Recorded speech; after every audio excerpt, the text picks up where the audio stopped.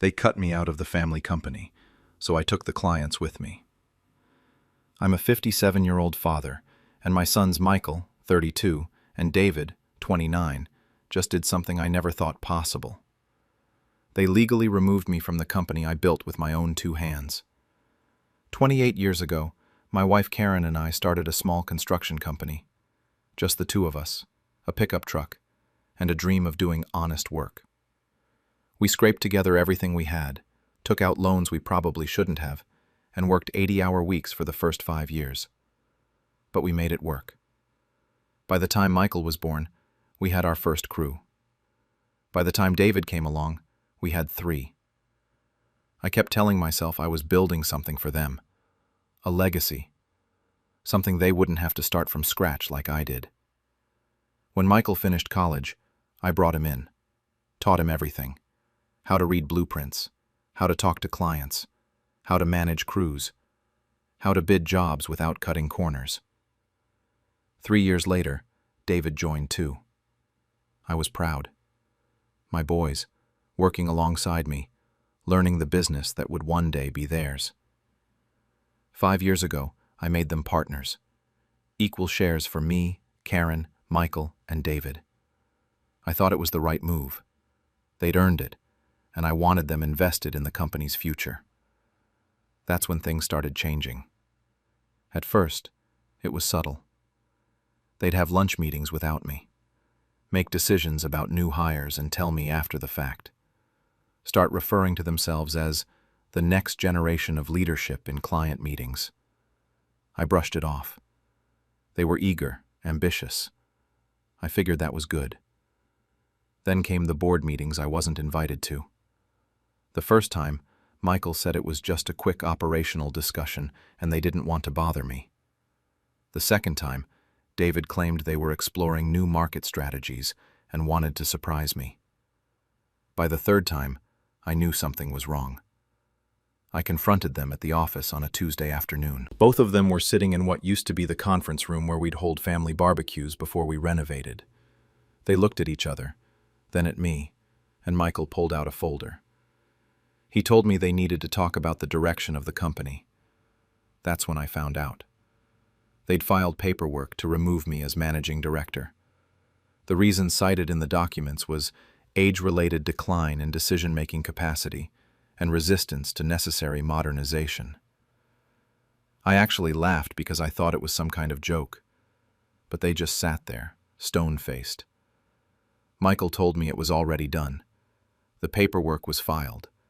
They had majority vote. I said I was their father and I built this company. Michael cut me off and said they were grateful, but it was time for new leadership. I'd still get my share of profits as a minority shareholder, but the day-to-day operations needed to be run by people who understood the modern market. I looked at them and saw strangers. These weren't my sons in that moment. They were businessmen who saw me as an obstacle. Then David said it. "It's not personal, Dad. It's business." That sentence echoed in my head as I walked out. When I got home, Karen was in the kitchen. One look at my face and she knew. We'd seen this coming for months, if I'm being honest. The signs were all there. I just didn't want to believe my own sons would actually go through with it. That night, I sat in my home office looking at decades of contracts, photos from job sites, letters from satisfied clients. I'd built relationships in this industry that went back 25 years.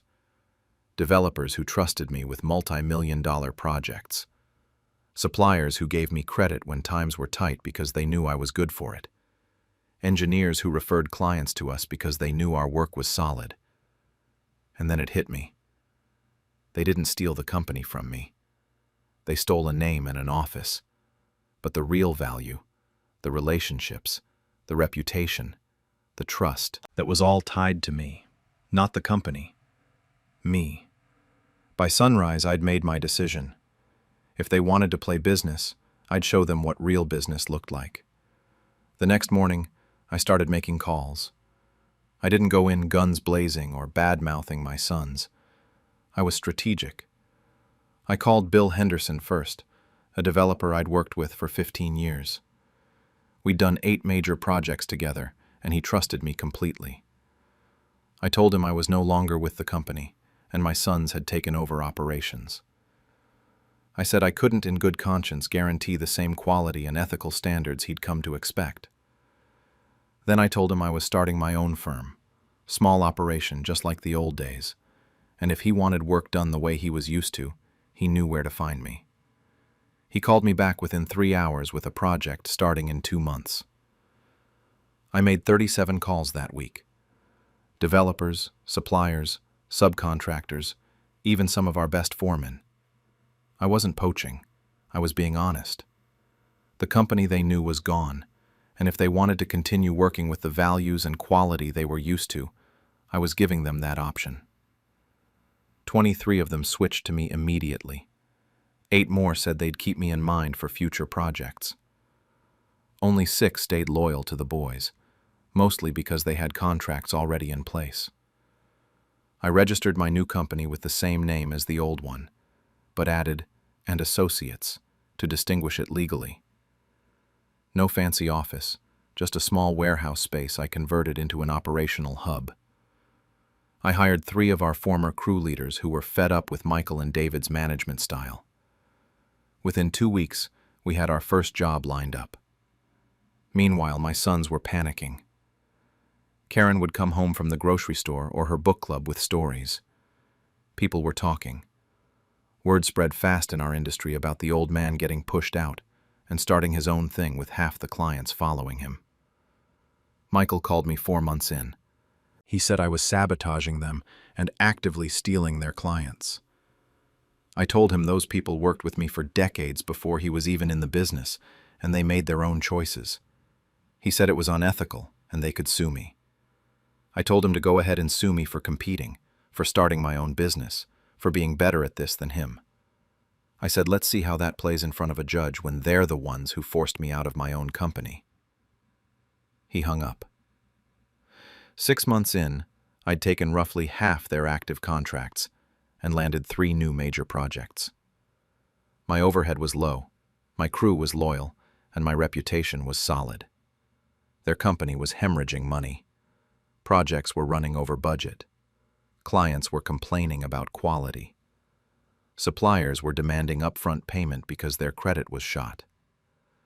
The real blow came when Tom Reeves, their project manager and one of the best in the business, quit and came to work for me. He'd been with the original company for 12 years. He told me he couldn't watch them destroy everything we built. They didn't understand this business. They thought it was all spreadsheets and profit margins. They forgot that construction is about people and relationships. 8 of our former employees followed Tom over the next 2 months. Not because I recruited them. They came to me. The work environment under Michael and David had become toxic. Unrealistic deadlines, cost-cutting that compromised quality, constant micromanagement. By month 10, I heard through the grapevine that they'd missed payroll twice. Suppliers were threatening to sue. 2 major projects were stalled because of safety violations. Karen asked me if I felt guilty. I didn't. Every time I considered feeling bad, I remembered that sentence. It's not personal, Dad. It's business. They taught me that lesson. I just learned it better than they did. A year and 2 weeks after they cut me out, David called. Not Michael, David. He said the company was failing and they were about to go under. They'd made mistakes, big ones, and were hoping maybe we could merge. Combine forces. Save what's left. I met them at a coffee shop. They looked tired. Older. Michael had bags under his eyes. David looked like he'd lost weight. They pitched me their plan. A merger where we'd all be equal partners again. They'd bring whatever clients and contracts they still had, I'd bring mine, and we'd rebuild together. I listened to the whole thing. Didn't interrupt, let them finish. Then I laughed. Not a mean laugh, just genuine, because the irony was too perfect. I told them there was no family business. They destroyed that when they filed those papers. What I had now was my business, built on my reputation and my relationships, and it was doing just fine without them. Michael said to please reconsider. I stood up and told them I already saved what mattered. They just weren't part of it. I walked out of that coffee shop and didn't look back. Their company declared bankruptcy 4 months later. I heard about it through Tom, who still had friends in their remaining crew. They tried to sell the name and remaining assets, but there wasn't much left to sell. The office got leased to a tech startup. The equipment was auctioned off. They ended up with just enough to pay off their debts and walk away with nothing. My company continued growing. We stayed small by choice. I didn't want to build another empire. Just good, honest work with people I trusted. By the second year, we had a solid reputation as the go-to firm for quality construction with old-school values. We weren't the biggest, but we were the best. Karen and I talk about it sometimes. She asks if I miss them. The honest answer is complicated. I miss who they were, or who I thought they were. I miss the idea of working alongside my sons. But the men who pushed me out? No, I don't miss them at all. Michael and David both got jobs at other firms. Michael's working in project management at a big corporate construction company. David went into real estate development. We see each other at family gatherings because Karen insists on it, but it's cordial at best. They've never apologized. Not really. There's been some vague comments about learning experiences and different approaches to business, but nothing that acknowledges what they actually did. The strangest part is that some of our former mutual clients have asked them about projects, and Michael and David have referred those clients to me. I don't know if it's professional courtesy or admission of defeat, but either way, it's surreal. Last month, I was on a job site when I got a text from Michael. Just one line, saying I was right about everything. I didn't respond. What would I even say? Tom thinks I should write a book about how to compete with your own kids or something. I told him that's a terrible idea, but it made me think about everything that's happened. Part of me wonders if I was too harsh, if I should have helped them when they were drowning. But then I remember that cold afternoon in the conference room, and I know I made the right choice. They wanted to teach me that business comes before family. The irony is, I taught them that the business is the person who builds it. You can steal the name, the office, even the title, but you can't steal the relationships and reputation that took decades to build. I'm 59 now. The company's doing well. I've started thinking about succession planning again, but this time there's no illusion about family legacies. When I retire, I'll probably sell to Tom or one of the other senior guys. Someone who understands what we built and why it matters. Sometimes I wonder what would have happened if I'd just accepted being pushed out, taken my minority shares and retired early. Would they have succeeded? Would we still have a relationship? But here's what I keep coming back to. They didn't just remove me from a company. They showed me exactly how little I meant to them beyond what I could provide. And once you see that clearly, you can't unsee it. So was it worth it? Burning down their business to build my own? I honestly don't know. But I do know that every morning I wake up and go to work at a company where people respect me. Not because I'm the boss's father, but because I've earned it. And that's something they can never take away. The real question is whether they learned anything from all this.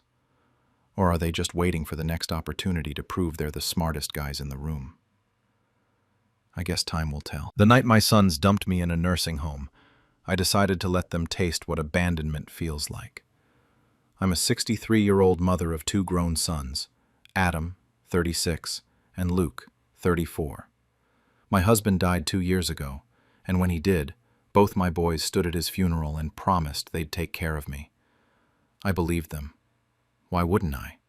I'd spent my entire youth raising them, working double shifts as a nurse, skipping meals so they could have new shoes and school trips and everything I never had growing up. For a while, Things were fine. I lived in the family home, the one my husband and I bought 35 years ago. But then I started slowing down. Nothing major at first. I'd forget appointments sometimes. Moving got harder. Grocery shopping became exhausting. I needed help with house maintenance, things my husband used to handle. Normal aging stuff, or so I thought. That's when my son started having conversations that would stop the second I walked into a room. Adam would be on the phone with Luke, and the moment I appeared it was all, "Hey Mom, just talking about work." Luke stopped answering my calls as often. When he did, he sounded distracted, distant. Adam started throwing around phrases like, discussing options for Mom's future. I figured he meant hiring someone part-time to help around the house, maybe a housekeeper or a handyman. I was wrong. One Thursday evening, Adam showed up at my door with a smile that didn't reach his eyes. He said we were going to tour a senior resort, just to look at options, nothing serious. I was confused, but I trusted him. He's my son. I got in the car. The drive took 45 minutes, way longer than I expected. We pulled up to this place called Meadowbrook Senior Living, and my stomach dropped. It looked institutional, clinical, nothing like a resort. Then I saw Adam pulling a suitcase from the trunk. My suitcase, one I didn't pack. That's when I understood. This wasn't a tour. This was an admission. I confronted him right there in the lobby, surrounded by wheelchairs and nurses, and that awful disinfectant smell. I asked him what was happening, why he'd brought me here. He kept his voice calm, told me to just try it for a few days, that I'd see how nice it was. I begged him to take me home. I actually grabbed his arm. He hugged me, he smiled, and he said, "You'll be happier here, Mom. We can't give you the care you need." Then he left. A staff member took my arm gently and guided me toward the intake desk while I watched my son drive away through the glass doors. He never looked back. I called Luke that night. He didn't answer. Hours later, he texted, "Adam told me. It's for the best." That first night, lying in a strange bed in a strange room, I realized my sons had just erased me from their lives. 3 months passed in that place. 3 months of terrible food, bingo games I never asked to play, and pitying looks from staff who thought I actually belonged there. My sons visited once, 20 minutes. They brought flowers and made excuses about work and traffic. Then they left. At first, I was just depressed. Then the depression turned into something sharper. Anger. That's when I met Dorothy. She was 71, sharp as a tack, and her daughter visited every week. We started playing cards together, and one afternoon she asked me straight out why I was even in this place. I told her everything.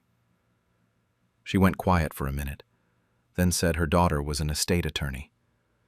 She told me I needed to check my finances because something didn't smell right. Dorothy's daughter Sarah came by the next week. She was careful, professional.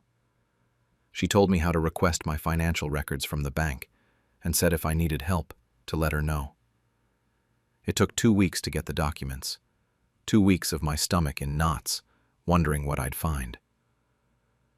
When the statements finally came, I sat in the common room and opened them with shaking hands. My pension had been redirected to something called a family management account. My savings, the one I'd built over 40 years of nursing shifts and careful budgeting, was nearly empty.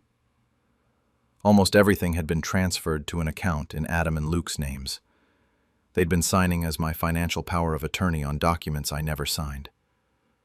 Never even saw. The total came to roughly $340,000. Gone. And the house. The house my husband and I bought when the boys were little. They were living in it rent-free, telling people they were maintaining it for me. But the paperwork showed they'd started the process to transfer the deed into their names. I sat there, staring at those papers until the words blurred. Then I called Sarah and hired her officially. She confirmed it within days. Financial elder abuse. We could fight it in court, she said. I told her I didn't want to fight. I wanted to dismantle everything they'd stolen from me. Over the next month, Sarah and I worked quietly. We filed fraud claims and froze the accounts. I got a cognitive evaluation that proved I was perfectly competent.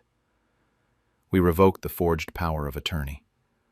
Step by step, we clawed back my money. Then I found out my sons had been telling our extended family I had dementia, that I didn't recognize them anymore. That's why no one had called to check on me. That's when I made my final decision. They wanted me gone. They wanted me erased. Fine. I'd show them what real abandonment looked like. Sarah helped me list the family home for sale. We did it quietly. My sons had no idea, because they still thought I was incompetent and trapped in Meadowbrook. The house sold in 3 weeks, above asking price. I took the proceeds and transferred a significant portion to the Second Chances Foundation, an organization that helps abandoned elderly women and widows. The rest went into my personal account, the one only I could access. Then I checked myself out of Meadowbrook. Turns out I was never legally required to be there in the first place. I used some of the money to rent a small cottage with Dorothy and Margaret, another woman I'd befriended at the home. 3 bedrooms, quiet neighborhood near the coast. For the first time in months, I could breathe. My sons received the notice to vacate 30 days later. The paperwork showed the house had been sold, and they had no legal claim to it. Adam called my old phone number. I'd already changed it. Luke showed up at Meadowbrook, and the staff told him I'd checked out weeks ago. Sarah sent them a letter explaining that she had documentation of their financial fraud, and that I wouldn't press criminal charges as long as they left me alone. That was 6 months ago. Now I live in the cottage with Dorothy and Margaret. I have a small garden in the back. We drink coffee on the porch in the mornings. These women are better company than my sons ever were, and I finally understand what real family is supposed to feel like. Adam has sent letters to Sarah's office, the only address he has for me. He says they made mistakes, that they're sorry, that they thought they were helping. Luke left a voicemail on my old number saying he was overwhelmed and didn't mean to hurt me. They both claim they only wanted what was best for me. I read the letters once. Then I filed them away and never responded. Some family members have reached out through distant relatives, saying I'm being too harsh. Others whisper that the boys got what they deserved. I don't care either way. I sleep well at night now. The foundation I donated to has already helped 12 women escape situations like mine. That money is doing more good than it ever would have in my son's hands. Last week, Dorothy mentioned she saw Adam's car drive slowly past our cottage. He didn't stop, just looked. Margaret asked me what I'd do if they showed up at the door one day, actually begging for forgiveness. I still don't have an answer to that. But I remember that Thursday night. I remember 3 months of wondering if I'd die alone in that place. I remember discovering they'd stolen from me while pretending to care. They taught me what abandonment feels like. I simply returned the lesson, with interest. Funny how they forgot who paid the bills. I'm a 49-year-old dad with 2 adult children, Jake, 26, and Emma, 24. For the past 5 years since my wife Sarah passed away from cancer, I've been doing this parenting thing solo. I thought we were building something together, you know? A family that would eventually become a team. Turns out I was just building a support system that only worked in one direction. When Sarah died, the kids were 21 and 19. College age, messy, grieving. I get it. Losing your mom destroys you. So I stepped up. I worked extra hours at my accounting firm to cover their therapy sessions, kept paying their college tuition, helped with rent when they moved out, took over all the family holidays and birthdays. I learned to cook more than spaghetti and frozen pizza. I became the person who remembered everyone's doctor appointments, who sent care packages, who transferred money when they texted saying they were short that month. I never complained. This is what a dad does, right? Fast forward to last March. I'm at work, feeling this weird pressure in my chest. Long story short, heart attack. Mild one, the doctors said. But when you're lying in that hospital bed at 2 a.m. wondering if you're about to die alone, mild doesn't mean much. Jake and Emma both sent texts. Get well soon, with some heart emojis. Jake called once, stayed on the phone for maybe 4 minutes, said he'd visit soon. Emma sent a gif of a cat with a Band-Aid. Nobody came to the hospital. Nobody offered to help when I got home and couldn't lift anything heavier than a coffee mug for 2 weeks. But you know what they did do? A week after I got home, still shuffling around like an old man, Jake texted, asking if I could still cover his car payment that month because things were tight. Emma called 3 days later, wondering when I'd resume paying her phone bill because hers got shut off and it was super inconvenient. I paid. I told myself they were probably scared, maybe dealing with the trauma in their own way. I made excuses for them because that's what you do for your kids. Then, my birthday came around, 2 months ago. July 15th. I'd been dropping hints for weeks. Nothing major, just mentioning that my yard was getting out of control, that I had some doctor follow-ups scheduled and could use rides since I still wasn't cleared to drive long distances. Basic stuff.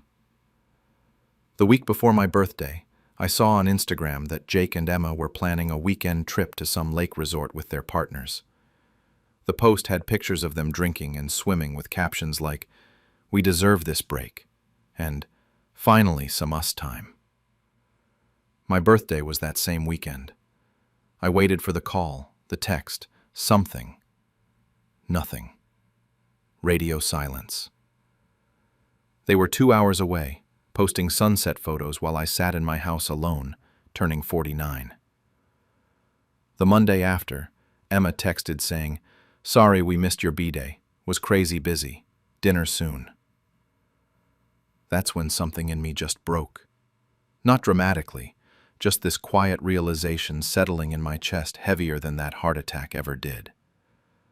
I was a wallet with legs, an ATM that occasionally gave advice and fixed broken toilets. So I decided to test something. I texted both of them saying I needed to tighten my budget, that I was looking at my retirement accounts after the health scare and needed them to start covering their own expenses. Phone bills, car insurance, the random Venmo requests, all of it needed to stop for a while. You would have thought I'd asked them to donate their kidneys. Jake called me within an hour. Not to check if I was okay financially or offer help. No, he was angry. He said I was being unreasonable and that he'd planned his budget around my support. When I tried to explain that I just needed a break, that I wanted to see if we could function as a family without money being the main connection, he cut me off. He told me I was being selfish, that they lost Mom too, that they'd been dealing with their own stuff, and I was acting like a victim now. I sat there holding my phone, feeling like I'd been punched. A victim? For asking my adult children to pay their own phone bills? Emma was worse. She sent me a long text message, and I mean long, like she'd been saving this up, about how I was abandoning them during hard times, and how she couldn't believe I'd pull support out of nowhere like this. She said I was punishing them for not being perfect, and that I was manipulating them emotionally. Then they both blocked me. My own kids blocked their father for not paying their bills. I'm not going to lie. That hurt worse than the heart attack. Way worse. At least with the heart attack, my body was trying to keep me alive. This felt like my own children had decided I didn't matter once the money stopped flowing. I spent about a week in this weird fog. Went to work, came home, sat in the house Sarah and I bought 30 years ago, and just existed. My sister Monica called a few times to check on me. She'd been the one helping with grocery runs and driving me to appointments, never asking for anything in return. Just showing up, because that's what family does. One night she came over with takeout and found me going through old photo albums. Pictures of Jake and Emma as kids, family vacations, Sarah smiling in almost every shot. Monica sat down next to me and told me they weren't going to change unless something forced them to see what they'd become. That's when the idea started forming. Not revenge, exactly, more like consequences. Natural, fair consequences. I called my lawyer the next day, told him I needed to update my will. He'd handled Sarah's estate, knew my situation, didn't ask too many questions when I explained what I wanted. He just nodded and said he'd draft it this week. The new will was simple. 90% of my estate goes to the hospice foundation that cared for Sarah in her final weeks. Those people were angels. They made her comfortable. They held my hand when I broke down. They treated her with more dignity in her last days than I've seen anywhere else. The remaining 10% goes to Monica, for being the family member who actually showed up. My house, my retirement accounts, the life insurance policy that Jake once joked he'd use to buy a Tesla, all of it redirected. They'd get nothing except a letter I wrote explaining why. The letter took me 3 tries to get right. I didn't want it to be angry or bitter, just honest. It said they don't inherit from someone they abandoned, that a parent-child relationship cannot survive on financial transactions alone. I signed the paperwork 3 weeks ago. My lawyer has it all filed away, legally airtight. And then last week, something interesting happened. Monica hosted a family dinner, just her husband, their 2 kids, and me. We went to this Italian place we all like, took some photos, laughed a lot. Her kids asked me about Sarah and actually listened to my stories. Monica posted a few pictures on Facebook because her kids wanted to tag themselves. 2 days later, Jake called. First time in months. He saw I had dinner with Monica's family and said it looked fun. His voice had that forced, casual tone, like we hadn't spent the last month not speaking. He told me he and Emma had been talking, that they maybe overreacted about the money thing, that they wanted to reconnect and spend time with me. He called me the best dad ever and said they'd been taking that for granted. I felt nothing when he said it, just this calm, clear certainty that he didn't mean any of it. Emma reached out the next day with basically the same script. Suddenly they both wanted to visit, to make up for lost time, to have regular family dinners. Neither one apologized. Neither one acknowledged blocking me or what they'd said. They just moved forward like it never happened. I've been polite, friendly even. We've had coffee twice now, both times at places they suggested. They talk about their lives. I listen and nod. They ask surface-level questions about my health. Nobody mentions money. They're being the children they think I want them to be. And the whole time, I'm sitting there knowing what's in that filing cabinet in my lawyer's office. I'm not going to tell them. That's the thing people don't understand about this kind of revenge. It's not about the confrontation. It's about the lesson they'll learn when I'm not around to see their faces. They'll come to the funeral. They'll cry, probably genuinely. Grief is complicated, and I do believe they love me in their own broken, conditional way. They'll sit in the front row and accept condolences and talk about what a great dad I was. And then they'll meet with my lawyer. They'll sit in his office expecting to hear about how the house gets split, how the retirement fund gets divided, how the life insurance gets distributed. They've probably already had conversations about it, maybe even light arguments about who gets what. Instead, they'll hear that 90% is going to charity. They'll hear that the only family member inheriting anything is Monica. And they'll be handed that letter. I imagine they'll be angry at first, probably blame me for being cruel or petty. They might badmouth me to their friends, play the victim card, say their dad cut them off out of spite. That's fine. I won't be there to care. But maybe, and this is the part I hope for even though I'll never know, maybe eventually they'll read that letter again when the anger fades. Maybe they'll look at their own lives and relationships and wonder if they're treating other people the same way they treated me. Maybe if they have kids someday, they'll remember and do better. Or maybe they won't learn anything. Maybe they'll just find someone else to use. I can't control that. What I can control is this. They will never benefit from the man they ignored. They will never profit from the father they abandoned. Monica knows about the will. I told her last week and she cried, tried to tell me I should give the kids another chance, said I should split it more fairly. I told her this isn't about punishment. It's about honesty. They don't want a relationship with me. They want a relationship with my bank account. The weird part? I'm not angry anymore. I was for a while. Hurt, betrayed, devastated. But now I just feel done. Like I've closed a book I've been forcing myself to finish even though I stopped enjoying it chapters ago. I still see them for coffee. I still answer their calls. I'm polite and kind because that's who I am, not because of who they are. But I'm not their wallet anymore. I'm just a man waiting to see if they'll ever realize what they lost before it's actually gone. My next checkup is in 3 weeks. The doctor said my heart is recovering well, that I could have another 20 or 30 good years if I take care of myself. I plan to. I'm going on a trip with Monica's family next month, something I never would have done before because I was always saving money in case the kids needed something. I'm learning what it feels like to be a person again, not just a resource. And when my time does come, whenever that is, I'll go knowing I did everything I could as a father. The will is my choice. The papers are signed, and I'm not changing them.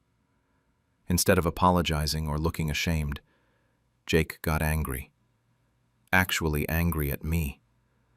He started yelling about how I was never there for him when his dad died, how I was always working and never home, how he had to grieve alone. I just stood there in his doorway listening to him blame me for working 2 jobs to pay his father's medical bills and keep a roof over his head. He said I wasn't there emotionally, like that somehow justified stealing $14,000 from me. When I pointed out that the money was supposed to pay for my surgery, he actually shrugged, told me I'd figure it out because I always do. Then he started closing the door in my face like the conversation was over. I sat in my car for 20 minutes trying to process what had just happened. Then I called Emily. She's always been the responsible one, the one with her act together, married with 2 kids and a steady job. I thought she'd be horrified. I thought she'd be on my side. She listened to everything and then sighed like I was being dramatic. Asked me what I wanted her to say. Said Jake has always struggled and maybe I should just let it go for the sake of keeping the family together. Let it go. Like $14,000 was just some minor disagreement we could sweep under the rug at Thanksgiving. I asked her if she was seriously taking his side, and she said she was taking the family's side. Said our family had been through enough with Dad's death, and did I really want to make things worse over money? That word, over money. Like I was being petty, like he hadn't stolen my surgery fund. Something clicked in my head right then. I thanked her for her input and hung up. Sat in a grocery store parking lot for about an hour just staring at nothing. Then I drove to the police station. The officer I spoke to was kind about it. Said financial abuse by family members happens more often than people think. I gave them everything. Bank statements, transaction records, my debit card, the timeline of when Jake had access to my purse.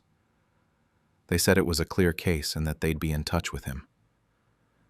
Jake called me 17 times that night. 17. I didn't pick up once. Emily called too and left a voicemail saying I was ruining his life, that I was choosing money over my own son, that I was heartless. The voicemail was 4 minutes long. I deleted it halfway through. The charges were filed as felony theft. Jake was looking at real jail time. His court date got set for 6 weeks out.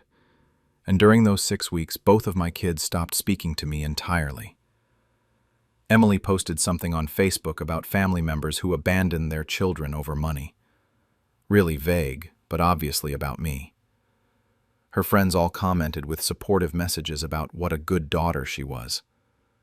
I barely slept during that time, but I wasn't just sitting around feeling sorry for myself. I had work to do.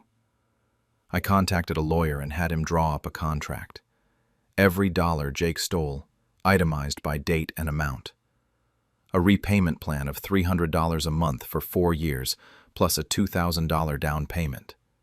Interest included, late fees specified, and the most important part, a clause that said if he missed even one payment, I could reopen the criminal case with all the evidence already documented and ready to go. 3 days before his court date, I called him and made my offer. Jake cried on the phone when I explained the terms, said he'd changed, that he understood what he'd done wrong, that he'd pay me back every cent even without the contract. I didn't believe a word of it, but I didn't argue with him. I just emailed him the PDF and told him he had 24 hours to sign it and get me the down payment, or the court date stood. He signed it within 3 hours, got the $2,000 from his paternal grandmother, who apparently thought he was finally getting his life together and wanted to help. She had no idea what the money was actually for. I withdrew the charges the next morning. Then I got to work on phase 2. I changed every lock in my house, opened completely new bank accounts at a different institution across town, removed both Jake and Emily as emergency contacts on everything, took them off as beneficiaries on my life insurance, removed their names from my medical paperwork. Emily hadn't stolen from me, but she'd made her choice when she defended him, and I wasn't giving either of them another opportunity. Emily found out about a week later, when she tried to stop by and her key didn't work. She called me, furious, asking why I'd locked her out of my house. I told her she was welcome to visit if she called first, but she no longer had automatic access to my home or my life. She hung up on me. A few days after that, she posted on Facebook again. Something about how sad it is when parents choose money over their children and can't find it in their hearts to forgive. Very melodramatic. I let it sit there for 3 days, while her friends commented about what a difficult situation she was in and how strong she was. Then I commented directly on her post. Said that family doesn't steal $14,000 from the person who raised them, and family doesn't defend the person who did.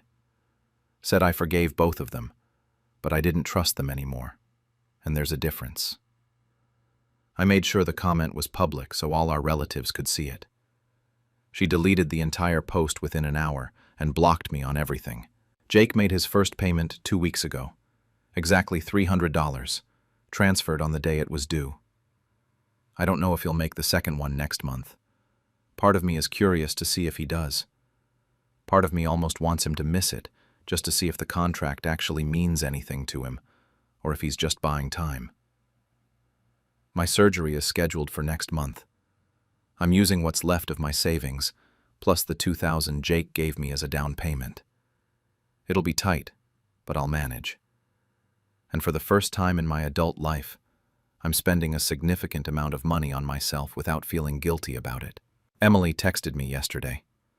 First time I've heard from her in almost a month. All it said was, "Are you happy now?" I didn't respond. I almost did. Almost told her that yes, actually, I am happier than I've been in years. I don't know what happens next. Jake might keep paying. He might disappear and I'll have to decide if I actually reopen the case. Emily might eventually come around, or she might stay gone forever. My family might be permanently broken. But I'm done being the person everyone takes from.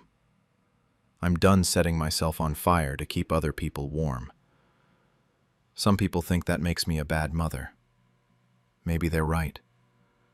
Or maybe they've never watched their own kids spend their surgery money on gaming equipment and then blame them for it. Guess who got kicked out of my house? I'm a 52-year-old mom who thought I knew my daughter. My husband passed away 5 years ago, and ever since, I've been living alone in the house we built together. It's a 4-bedroom colonial with a wraparound porch that took us 3 years to design and another year to build. Every corner of this place has a memory. I thought my daughter Sarah, 28, understood how important this home was to me. Turns out, she saw it as a prize. Sarah got engaged last year to Marcus, whose family is the kind of wealthy where they don't ask how much things cost. After the engagement, things started feeling off. She'd visit and make these casual comments about how big the house was for just one person. She'd walk through rooms with her phone out, taking pictures.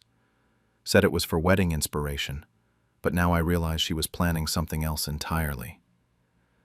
She started asking weird questions, too. What's the house worth? How's the neighborhood trending? Had I ever thought about moving somewhere smaller? I brushed it all off as wedding excitement. Thought maybe she was stressed about finding a place for her and Marcus. I even offered to help them look at houses in the area. That's not what she wanted. 3 months after the engagement, Sarah invited me to lunch. She picked this upscale place that Marcus's family loves. All white tablecloths and prix-fixe menus. Should have been my first red flag. We ordered and she seemed nervous, kept fidgeting with her napkin. I thought maybe she was pregnant or having second thoughts about the wedding. Then she said it. "Mom, Marcus and I have been talking to a real estate agent about the house." I smiled, relieved. "Oh, good," I told her. "I'd love to help you guys find something nearby." She looked at me like I was confused. "No, Mom. Your house. We're in the process of selling it." I genuinely didn't understand at first. The words didn't make sense together. Selling my house? Why would she be involved in selling my house? I just stared at her. That's when she laid out her whole plan like she'd rehearsed it. I was getting older and should downsize anyway. The house was too much for one person. They needed the space for their future family. I'd be more comfortable somewhere smaller, more manageable. She said it all so casually, like she was helping me, like this was the logical next step. Then she slid a brochure across the table. Senior living apartments.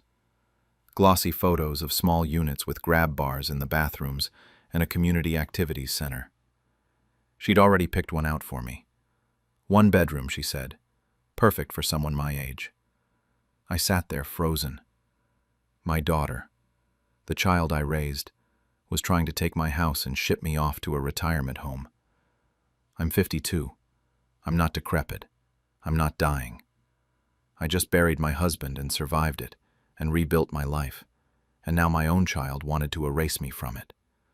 She kept talking about timelines and moving dates, how generous they were being by helping with my transition. Said the real estate agent was excited about the listing.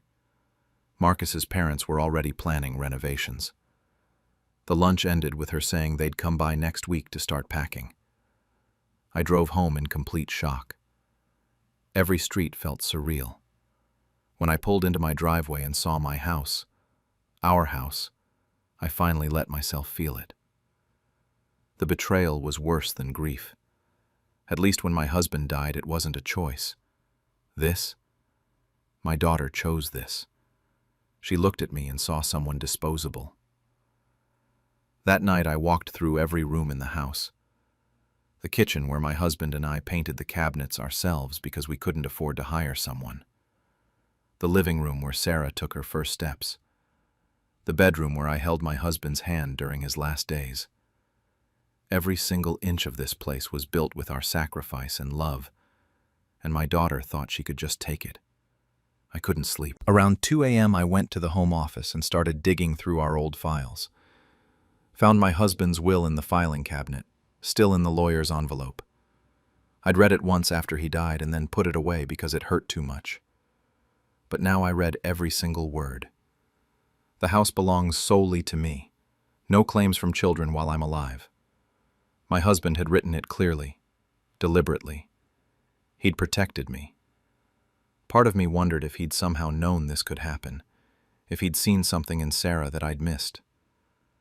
I sat there crying, grateful and heartbroken at the same time. The next morning I called Mr. Patterson, our family lawyer. He'd handled my husband's will and knew our situation. I explained everything, my voice shaking. He was quiet for a moment, and then said what Sarah was doing could be considered attempted fraud. We talked for over an hour. He said to let them show up as planned, that we'd have everything ready. I hired a security company that same day to install cameras around the property. The hardest part was the waiting. Sarah texted me updates all week. Found a great moving company. The agent is so excited about the listing. Marcus's parents want to help fund renovations. Each message made me angrier. She really thought this was happening. She'd told everyone, made plans, spent money on movers. My sister called me 3 days before they were supposed to show up. She'd heard I was moving and wanted to know why I hadn't told her. I realized Sarah had been spreading the story to the whole family, that she was helping her poor old mother transition to a more appropriate living situation. I didn't correct anyone, just let them believe what Sarah had told them. Mr. Patterson said it would all be useful later. Last month they finally showed up. I watched from the window as they pulled into my driveway. Sarah and Marcus in his BMW, a moving truck behind them, and the real estate agent's car. They'd brought boxes, actual moving boxes. The confidence was astounding. I opened the door when they rang but didn't step aside. Sarah tried to walk past me, talking about starting with the living room. I handed her the envelope instead. She looked confused. What's this? An eviction notice for trespassing and attempted property fraud. Her face went white, then red. Then she started yelling about how I couldn't do this, that they had plans, that the agent had everything ready. Marcus started screaming about lawsuits and his family's lawyers. I just pointed to the cameras and told him every word was being recorded, that he was trespassing on private property after formal notification. The real estate agent figured it out fast and practically ran to her car. Marcus kept threatening legal action. Sarah started crying, asking how I could do this to them. The audacity of that question almost made me laugh. How could I do this? I wasn't the one trying to steal someone's house. Mr. Patterson had arranged for security to arrive as backup. They showed up right on schedule. Marcus and Sarah had to leave with their moving truck still full of empty boxes. Sarah was sobbing. Marcus was on the phone with his parents. I watched them drive away and closed my door. The house felt quiet, emptier somehow, but it was still mine. Sarah called that night. First, she was screaming about how I'd humiliated her in front of Marcus and the agent. Then she was crying about how I was ruining her life. Then back to threats about lawsuits and how Marcus's family would destroy me. I listened for maybe 2 minutes before I blocked her number. I was done. Marcus's mother called the next day. She tried the reasonable approach, very calm and measured. Said there had been a misunderstanding, and perhaps we could work something out. She even offered money, said they'd be willing to compensate me for my inconvenience if I reconsidered. I told her there was nothing to reconsider, and hung up. The family reaction was worse than I expected. Most of them sided with Sarah immediately. My sister called me selfish, said I was destroying my relationship with my daughter over a house. My cousin told me family helps family and I was being vindictive. A few relatives reached out privately, though. My aunt admitted she'd always thought Sarah was entitled. My husband's brother said he was proud of me for standing up for myself. But they were the minority. Everyone kept saying I was ruining Sarah's wedding. Apparently, the wedding got postponed. I heard through the family grapevine that Marcus's parents were having serious doubts about Sarah now. They'd seen a side of her they didn't like. The irony wasn't lost on me. It's been 3 weeks now. Mr. Patterson confirmed that Sarah and Marcus have no legal grounds to take any action against me. The will is ironclad. I changed all the locks anyway and upgraded the security system. Part of me feels paranoid, but another part feels safer than I have in months. I found myself looking at old photos the other day. Sarah at her 5th birthday party in our backyard. Sarah graduating high school on our front porch. Her as a little girl who used to bring me dandelions and call them flowers. I keep trying to figure out when she changed or if she was always like this and I just didn't see it. Marcus's wealthy family definitely influenced her, but I can't blame everything on them. She made these choices. The thing that bothers me most is that she never once asked how I was doing. Not during the engagement, not during the lunch, not in any of her texts about selling my house. She never asked if I was lonely here, or if I needed help, or if I was okay after losing my husband. She just saw an asset she wanted and figured out how to take it. Some family members have started apologizing. My sister called last week and admitted she'd only heard Sarah's side. Said she should have called me first. I appreciate it, but it doesn't change what happened. I'm standing in my living room right now, writing this. The house I fought to keep. Everyone keeps asking when I'll forgive Sarah, but here's what nobody seems to understand.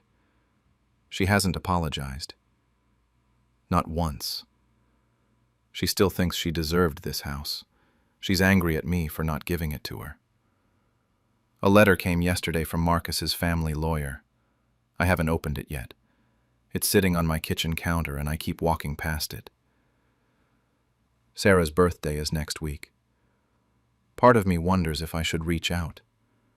The other part knows she'll just demand an apology from me for embarrassing her.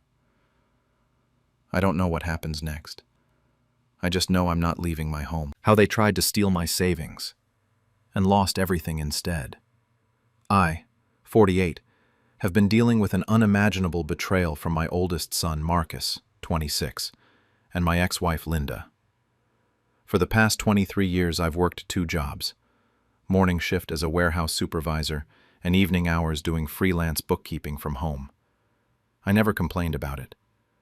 Never asked for recognition or praise. I just wanted my 3 kids to have opportunities I didn't get growing up poor in rural Pennsylvania.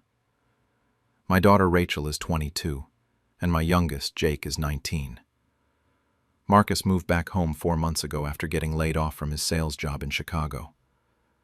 I didn't hesitate when he called asking if he could stay with me for a while. He's my son. My door would always be open to him. The first couple weeks were fine. He kept to himself mostly, sent out job applications, seemed genuinely motivated to get back on his feet and figure things out. Then things started shifting. He began making comments about how I ran the house. Small things at first. Stuff about my cable TV being outdated, or my Wi-Fi being too slow when his friends came over. I brushed it off as stress from unemployment. Figured he was just frustrated with his situation and taking it out in little ways. He started staying up late in my home office. Said he was applying for jobs and needed the bigger monitor for his resume and cover letters. I trusted him completely. Why wouldn't I? He's my kid. I gave him the space and privacy he needed. 3 weeks ago, everything changed. I was at the warehouse when my phone rang. Unknown number, but the caller ID said Security Department. I stepped outside to take it because I thought maybe it was something about the building. The woman on the line introduced herself as Rachel from the fraud prevention team at First National Bank. She told me there was unusual activity on my savings account. A transfer of $60,000 had been initiated the evening before to a new account. The funds were pending their review. My heart dropped. I asked her to repeat the amount because I thought I'd heard wrong. $60,000. That was everything. My entire retirement savings. 23 years of working 2 jobs, every extra shift, every weekend I sacrificed instead of spending time with my kids. I told her I absolutely did not authorize any transfer. She explained they were freezing both accounts immediately. Then she said something that made my blood run cold. Someone had my login credentials, my password, and correctly answered all 3 security questions. She asked if I knew who might have access to that information. I knew immediately. My security questions were about my first car, my mother's maiden name, and the street I grew up on. Years ago, Marcus had done a school project where he interviewed me about my childhood. He'd taken detailed notes on everything, and my computer had my passwords saved in the browser because I'm the only one who uses it. Except Marcus had been in my office every single night for 3 weeks. I told the fraud department I needed to call them back and left work early. Told my supervisor it was a family emergency. Marcus was in the kitchen when I got home, making a sandwich like nothing was wrong. I told him we needed to talk. He looked up, and something in my voice must have tipped him off because his expression flickered. I confronted him about the $60,000. He didn't deny it. He didn't look scared or guilty. He looked annoyed. Then he actually smirked at me and said I owed him for all the years I forced him to live under my rules. He genuinely believed he deserved that money as some kind of compensation for having a curfew and chores growing up. When I told him I was calling the police, he threatened to tell everyone I abused him, said he'd destroy my reputation and my job. He thought I'd choose silence over justice. He was wrong. I looked at Marcus standing in my kitchen, threatening to lie about me to save himself, and something inside me went completely cold. I told him to get out of my house. He tried to backtrack, but I repeated it. He grabbed his keys and left. I stood there shaking for about 10 minutes before I could even think straight. Then I called the bank back and told them everything. They connected me with their fraud investigation team and gave me a direct number for the detective who handles financial crimes in our county. Detective Morrison met me at the police station that same evening. I brought my computer, phone records, screenshots showing when certain logins were accessed. Morrison was probably mid-50s, looked like he'd seen everything. He asked me to confirm Marcus's age and about the threats he'd made. Then he told me this was going to be hard, because Marcus was my son. Said once the process started, there was no taking it back. He'd have a record that would affect his entire future. I told him Marcus made his choice when he tried to steal mine. Before I even left the police station, my phone started blowing up. Linda called 7 times. Rachel sent me a long text. Jake called crying. Marcus had already gotten to Linda, and she'd contacted the kids with her version of events. When I finally answered Linda's call, she was screaming at me, asking how I could do this to my own son. I explained that he stole $60,000 from me, and she called it a mistake. Said I was going to ruin his entire life. I told her a mistake is forgetting to pay a parking ticket, not planned theft. She said he was depressed and wasn't thinking clearly. I pointed out he was thinking clearly enough to answer my security questions and threatened me with false allegations. She went quiet for a second, then said Marcus told her I was going to lie about that part. I explained the bank had digital forensics proving everything. She said she didn't care, that he was our son, and I was supposed to protect him. I told her I protected him for 26 years, but I wasn't protecting this. She hung up on me. Rachel called next. She was confused because Linda had told her I was trying to get Marcus arrested over some misunderstanding. I explained the whole thing, and Rachel was shocked. Said she knew Marcus had been acting weird lately, but never thought he'd do something like this. She apologized and told me she understood why I had to do it. Jake was harder. He's always looked up to Marcus. He didn't want to believe his brother would actually do this to me. Kept saying there had to be some explanation, that family doesn't do this to each other. I agreed that family shouldn't steal from each other or threaten each other with lies. The arrest happened 3 days later. They picked Marcus up at a friend's apartment. Linda called me immediately, hysterical, saying I'd destroyed the family. The preliminary hearing was 2 weeks after that. Marcus showed up in a suit looking remorseful, but only when the judge was watching. When he looked at me, that same cold expression was there. His public defender tried to paint him as confused and having a mental health crisis. The prosecutor brought out the evidence, Multiple login attempts over 3 weeks showing premeditation. The new account in his own name. The security answers that required specific knowledge of my history. The judge didn't buy it. She looked at Marcus and said this was calculated theft from a family member who'd taken him in, that the court takes financial exploitation of family members very seriously. Marcus took a plea deal.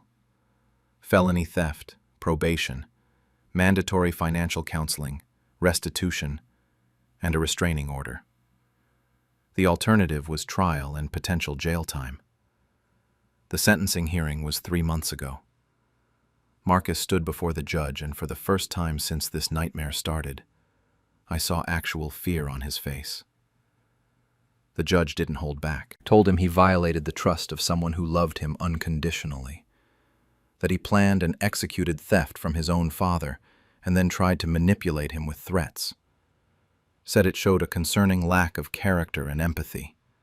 Felony conviction, 3 years probation, 200 hours community service, mandatory financial counseling and therapy, full restitution of $60,000 plus legal fees, and a 5-year restraining order keeping him 500 feet away from me and my home. The best part was that account he created to receive the stolen money. It wasn't just frozen during the investigation. After his conviction, it was seized by the court as proceeds of crime. Every penny he tried to steal went right back to me. The bank even waived their investigation fees because of how cooperative I'd been with the fraud department. Marcus moved to Arizona 2 weeks after sentencing. Lives with a friend from college now. I hear updates occasionally through Rachel. He's working at a call center, still convinced everyone except him is wrong, still saying I overreacted to the whole thing. Linda hasn't spoken to me except through lawyers about some old joint tax documents we needed to sort out. She sends the kids money for birthdays and holidays, but tells them not to mention me. Rachel sees through it. Jake is still confused and hurt, trying to maintain relationships with both of us while understanding why I did what I did. My savings are back in my account. I've changed all my passwords, set up 2-factor authentication on everything, and installed security cameras around my house. The trust I used to have in people is just gone now. I look at my computer and think about how easily someone can betray you with a few keystrokes. Work knows something happened because I had to take personal days for court appearances, but I kept the details vague. My boss just said family stuff is always the hardest and left it at that. I'm in therapy now. First time in my life. Turns out having your child betray you like this does serious psychological damage. My therapist says what I'm feeling is grief, mourning the son I thought I had, versus accepting who he actually is. The retirement money is still there, but I can't look at that account balance the same way anymore. It used to represent security and decades of hard work. Now it represents the price of learning who my son really is. Rachel comes over for dinner every Sunday. We don't talk about Marcus unless she brings him up. Last week she told me he called asking if I'd consider forgetting this whole thing and letting him come home for Christmas. I asked what she said. She told him that's not how restraining orders work. And even if it was, he'd have to rebuild trust from zero, exactly like he tried to reduce my savings to zero. I actually laughed. First real laugh in months. Jake is still struggling. He's a sophomore in college, and having his family split like this is messing with him more than he admits. He asked me last month if I thought Marcus could ever change. I told him honestly that I don't know. But until Marcus shows genuine remorse, and not just regret that he got caught, there's nothing for me to work with. The restraining order expires in 4 years and 8 months. I don't know what happens then. If Marcus will show up wanting to reconcile, if he'll have changed, if I'll even want a relationship with him anymore. Right now I'm just trying to get through each day, working my 2 jobs, saving again, rebuilding the security that shattered when my own child saw me as nothing more than an ATM he was entitled to drain. I secretly bought my sister's dream house after she stole my inheritance. I'm 49, a father, and the oldest of 2 kids. My sister Claire is 45. When our mother died 2 years ago, she left behind around $800,000 split between us. Mom had spent 30 years running a small accounting firm, and she'd been smart with her money. She wanted us taken care of. The problem was that she named Claire as the executor. I didn't think much of it at the time. Claire had always been the organized one, with the business degree and the fancy job titles. I worked in IT management. Stable, comfortable, nothing special. My son Jake was in his junior year of college, and between tuition and rent, my savings weren't great. This inheritance was supposed to be my safety net. About a month after the funeral, Claire called with a proposal. She said we shouldn't just split the money and let it sit around doing nothing. She had this opportunity, a family investment venture that could double or triple our returns. Her fiancé Derek had connections in commercial real estate development. Strip mall renovations, rental properties, all that stuff. She'd handle the paperwork, the bank meetings, the legal documents. All I had to do was trust her. And I did. She was my baby sister. We grew up sharing bunk beds and splitting birthday cakes. Of course I trusted her. I signed whatever she put in front of me. I didn't read it as carefully as I should have. She explained things quickly, used financial terms I didn't fully understand, and I felt stupid asking questions. She seemed so confident, so certain this was the right move. She kept saying it was what Mom would have wanted, for us to be smart with her legacy. 6 months went by. I'd ask for updates, and Claire would send vague emails about market adjustments and reinvestment opportunities. Then the emails got shorter. Then they stopped completely. Around the 8-month mark, I started getting worried. I called her directly and she didn't pick up. I texted. Nothing. I finally drove to her apartment one Saturday morning and she wasn't there. Her neighbor mentioned she'd moved. That's when I checked social media. There were posts everywhere. Claire and Derek standing in front of this gorgeous craftsman house. Huge front porch, hardwood floors, one of those modern kitchens you see in magazines. The captions were all about dreams coming true and building their future. There was even a photo of them holding champagne in front of a fireplace with the caption about how hard work pays off. I felt sick. I pulled the county records online. The house was worth $1.2 million. The deed had 2 names on it, Claire Henderson and Derek Matthews. My name wasn't anywhere. I called her 17 times that day. She answered on the 18th. I asked her where the money was. She sighed like I was bothering her and said it was invested like she'd told me. I asked where. In the house. She paused and then laughed. Actually laughed. She asked if I was seriously upset about this. I asked where my half of the inheritance was. She said it went into Derek's business, and the house was part of the portfolio. She told me to relax. When I said my name wasn't on anything, she snapped that I didn't need it. I had a steady job in my IT career. Jake was almost done with school. I was fine. She needed it more.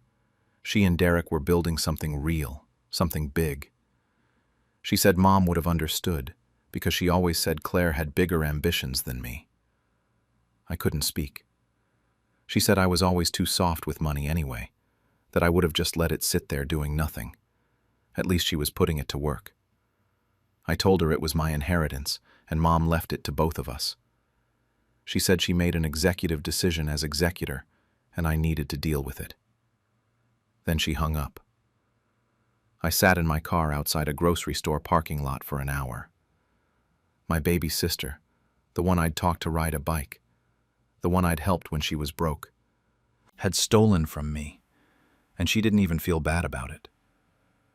Something inside me shifted that day, hardened. I called a lawyer the next morning. The lawyer's name was Richard Kellerman, and he didn't sugarcoat anything. After I showed him the documents I'd signed and explained everything, he leaned back and told me Claire had committed probate fraud, possibly embezzlement. It was prosecutable. We spent 3 weeks going through everything: bank statements, wire transfers, the LLC paperwork for Derek's business. Turns out the business was barely a business at all. Just a shell company Derek had set up to funnel money into personal expenses. The house purchase. 2 luxury cars. A boat they bought and sold within 4 months. None of it was legitimate investment. None of it was legal. Richard laid out my options. I could sue for the full amount plus damages. I could press criminal charges. Or we could wait and see what happened to their little empire. He told me these types of ventures usually collapse, especially when they're built on borrowed time and stolen money. If they defaulted on anything, there were ways to position myself advantageously. I chose to wait. It took 14 months. Derek's business started falling apart around month 9. He'd taken out loans against the house to fund other failed projects. They missed payments, got warnings. Claire posted less and less on social media. When she did, the captions got defensive. Lots of stuff about haters and people who don't understand entrepreneurship. By month 12, foreclosure proceedings started. Richard called me one afternoon and said the house was going into distress sale. If I wanted it, now was the time. But I didn't want my name attached to it directly. Not yet. We set up a shell company, an LLC buried so deep in paperwork that even a forensic accountant would need a week to trace it back to me. Richard handled the purchase through a third-party buyer at auction. Claire and Derek had no idea who bought it. They just knew they'd lost everything. The house sold for $670,000, way under market value because of how fast they needed to offload it. My lawyer made sure every step was airtight. When the eviction notice came, Claire called me for the first time in over a year. She was sobbing, told me they'd lost the house and lost everything.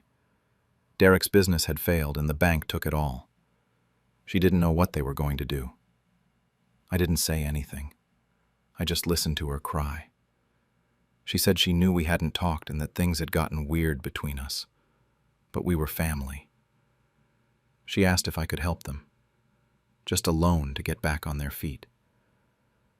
I asked her where my inheritance was. Silence.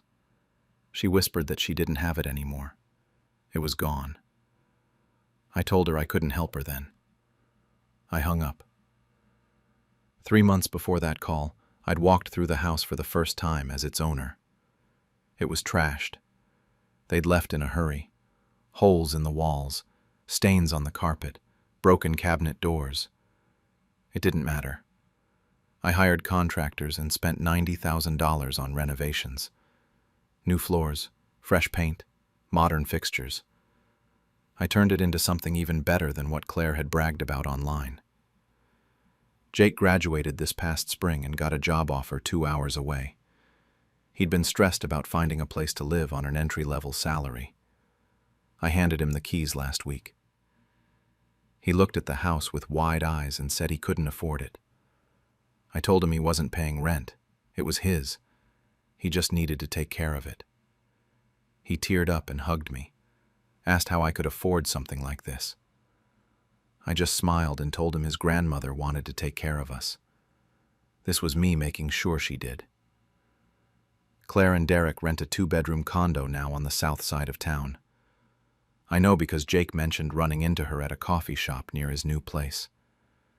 She didn't recognize the address when he told her where he lived. She complains on Facebook constantly, posts about how unfair the economy is, how people who don't deserve success get lucky, how the system is rigged.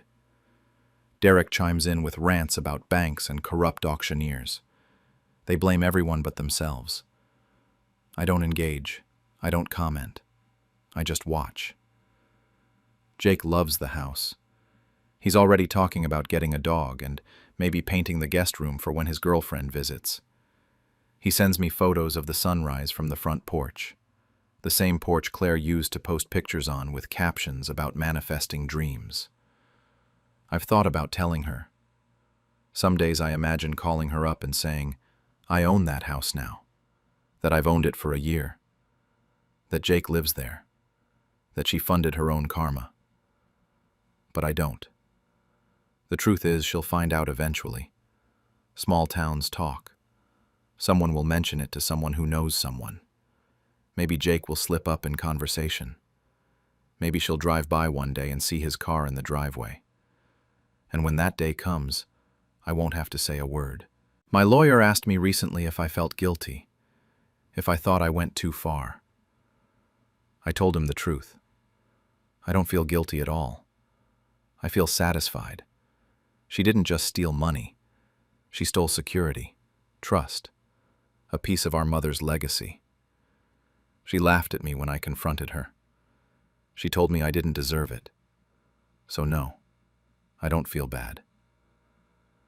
Sometimes revenge isn't loud or dramatic. Sometimes it's quiet. Sometimes it's just standing in the driveway of a house that was supposed to ruin you, holding a set of keys that were always meant to be yours. Jake asked me last week if I ever think about forgiving Claire. If maybe enough time has passed. I looked at him standing in the doorway of that beautiful house. The house my mother's money bought. The house my sister tried to steal. The house that's now his. I didn't really have an answer for him. The thing is, I'm not sure what happens next. Part of me wants her to find out, wants to see her face when she realizes who owns the house she lost. Wants her to understand that actions have consequences and that the brother she called too soft actually had a spine after all. But another part of me is fine with the silence, fine with her never knowing, fine with just living my life while she struggles in that tiny condo, posting about unfairness and bad luck. I drove by their place last month, just out of curiosity. It's in a rundown complex with a broken gate and patchy grass. Claire's car, the one luxury item they somehow managed to keep, was parked crooked in a spot marked for compact vehicles only. I didn't stop. I just kept driving. Back to the house where Jake now lives, where my mother's legacy actually ended up doing what it was supposed to do, taking care of family. The real family. Sometimes I wonder if Mom would be proud of what I did, or horrified. She always preached forgiveness and family coming first, but she also taught me that actions have consequences, that you can't just take from people and expect no fallout. I think she'd understand.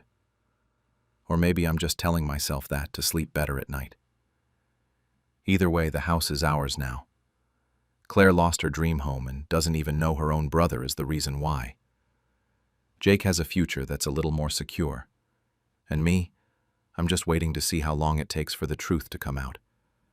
Because it will come out eventually. It always does. I warned them not to steal from me, so I let the IRS handle it. I'm a 51-year-old father who built a small chain of restaurants from nothing. Not fancy places, just honest food and decent service. Took me 25 years to get where I am, and I thought I was doing the right thing by bringing my kids into the business. My daughter, 28, managed one of the locations. My son, 25, handled some of the accounting work while he finished his business degree. I thought I was teaching them responsibility, giving them a head start I never had. I was wrong. 3 months ago, I started noticing small things that didn't add up in our quarterly reports. Nothing major at first, just little inconsistencies that nagged at me. I'd been in this business long enough to know what the numbers should look like, and something felt off. So I started digging. At first, it was free meals. My daughter was comping food for her friends regularly. I figured she was being generous, maybe building goodwill in the community. Then I noticed she was giving unauthorized discounts to certain customers. Again, I thought maybe she was trying to build loyalty. I didn't want to micromanage my own kid. But then came the cash withdrawals. Money taken from registers without proper documentation.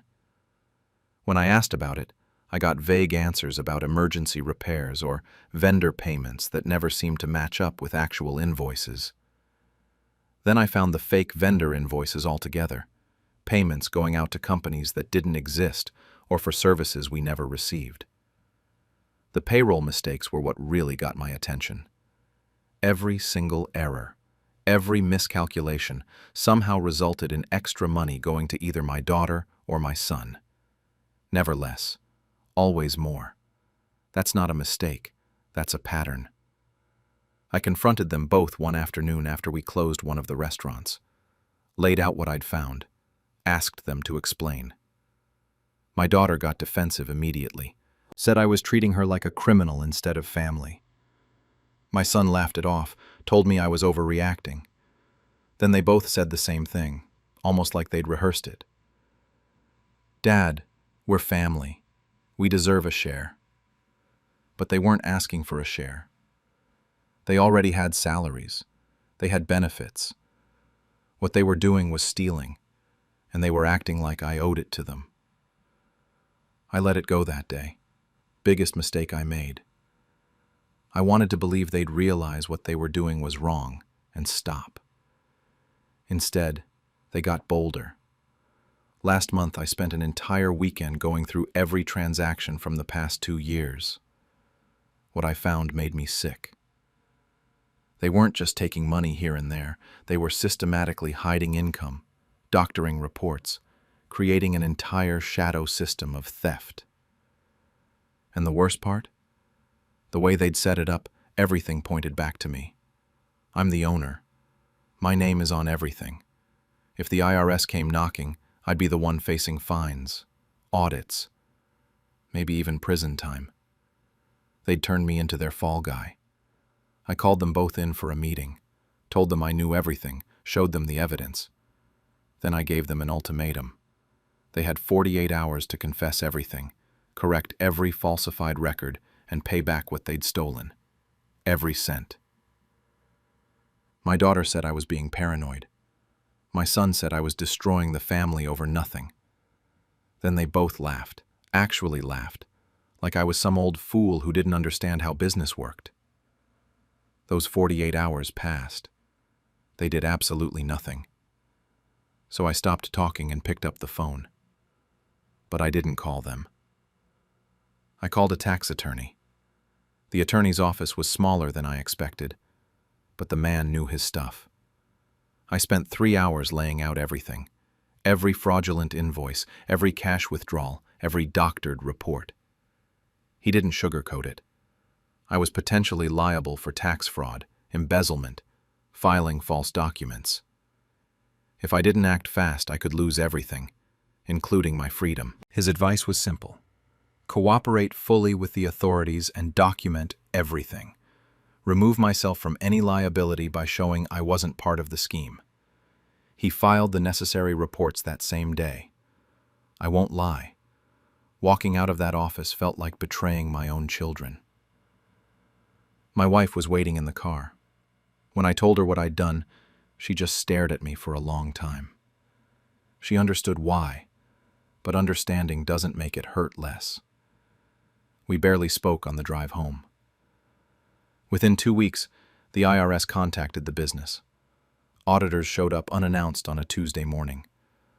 I watched my employees' faces as federal agents walked through the restaurant, asking questions, requesting files.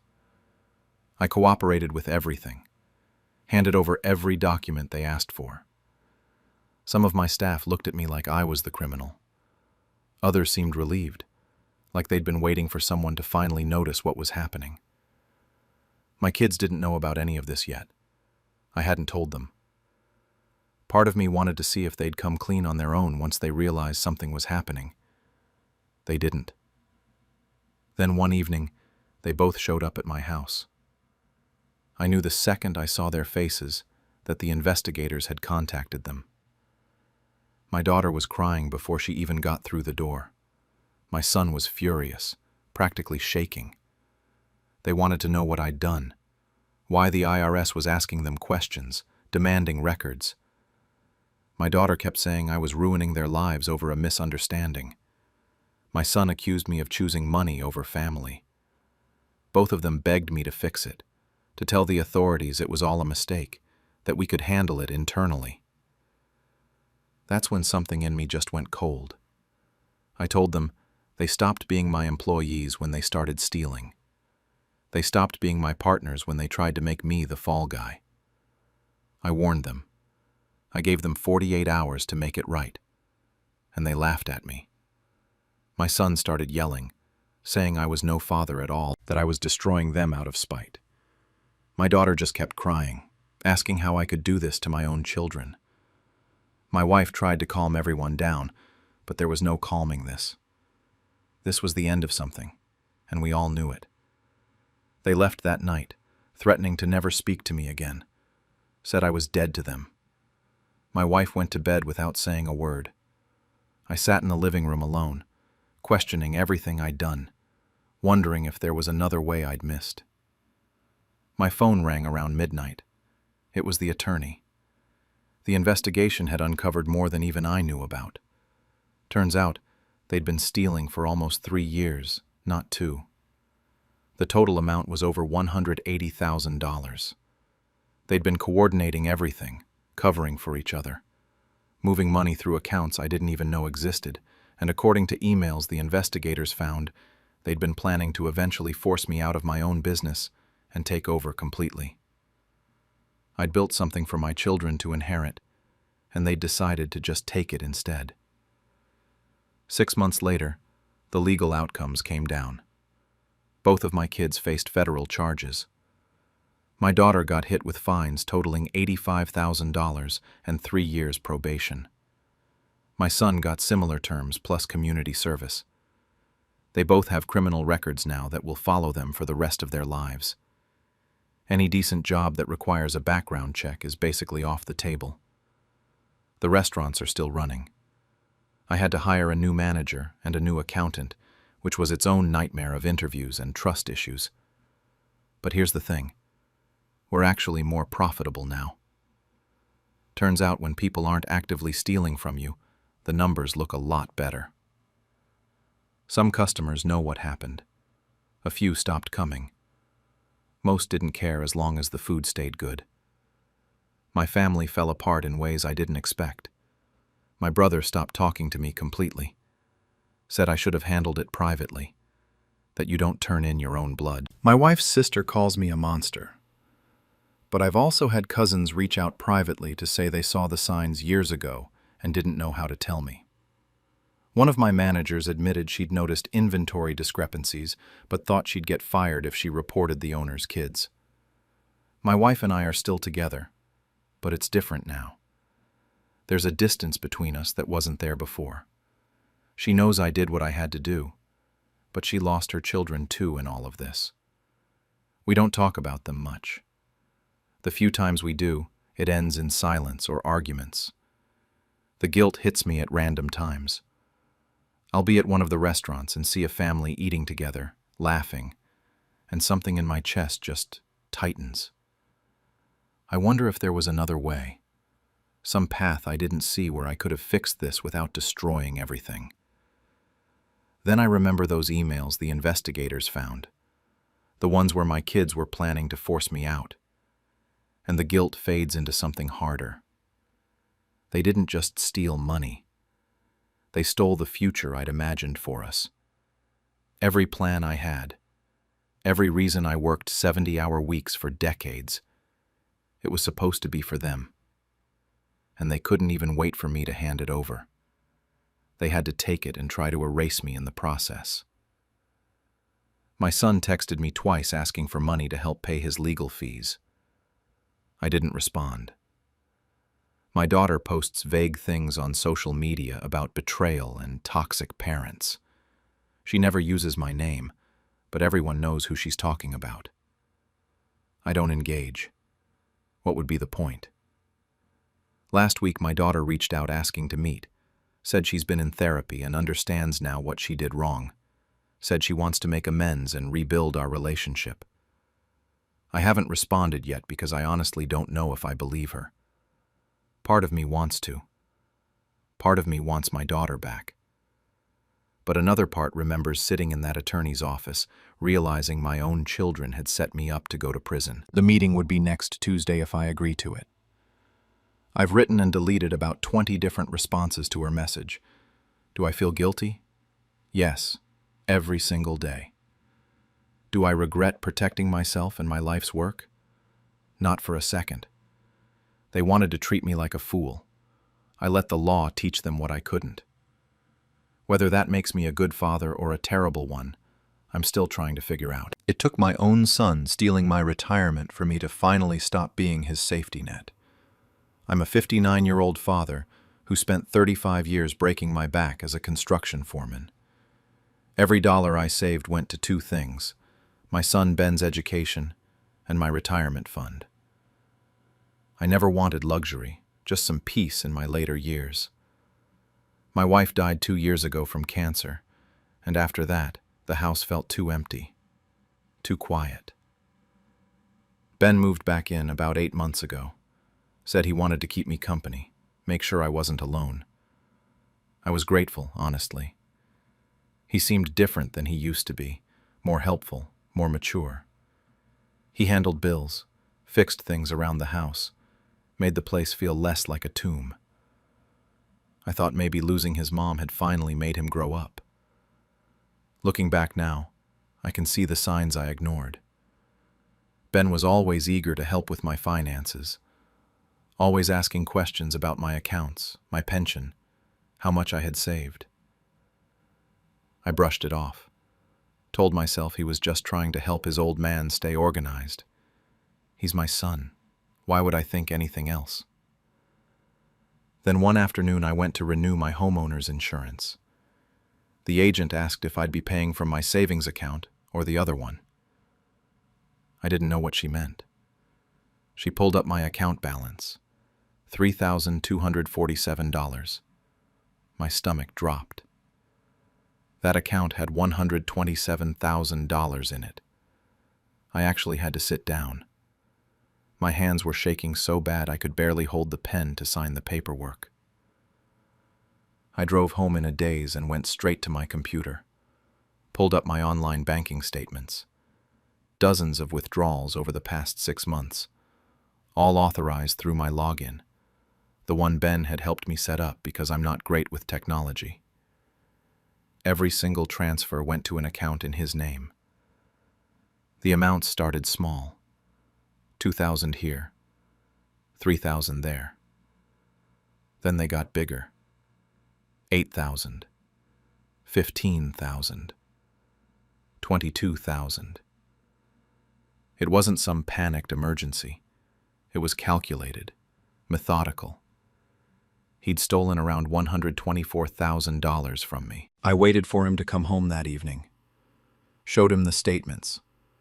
My hands were trembling with rage and something worse, heartbreak. He didn't look surprised, didn't look sorry. He just said, "You weren't using it anyway, Dad. I just needed a head start." His tone was calm, almost annoyed that I was making a big deal out of it. He tried to justify it, saying I had my pension and the house, that he was starting from zero. That's when I realized I wasn't looking at my son anymore. I was looking at a stranger wearing my child's face. Something inside me broke, but I stayed quiet. Told him I understood, that I trusted him to manage what was left. He actually relaxed, smiled even. I watched him walk away and felt nothing but cold determination. He thought he'd won, but the plan was already forming in my head. The next morning, I called in sick to work for the first time in 15 years. Went straight to the bank, a different branch where Ben wouldn't see me. I filed a police report quietly, then closed every account he had access to. Opened a new one at a completely different bank and had my pension rerouted there. Ben would never see another cent of my money. Then, I met with my estate lawyer, an old friend from my construction days. That's when I found out about the clause in my wife's will. She'd written that the house could be transferred to her sister's family trust if Ben ever became a threat to our financial stability. My wife had always worried about Ben's entitlement issues. She'd planned ahead, and I'd completely forgotten about it. I started the paperwork immediately. At home, I acted normal. Let Ben think everything was fine, that he still had control. Meanwhile, I was quietly transferring every bill and debt I could into his name. I used his own arrogance against him, Asked him to sign utility transfers, property tax forms. Told him my arthritis was acting up. He signed everything without even reading it. He thought he'd already won, so why bother checking? Over 3 weeks, I shifted the mortgage payments, the credit card debt, the utilities, everything.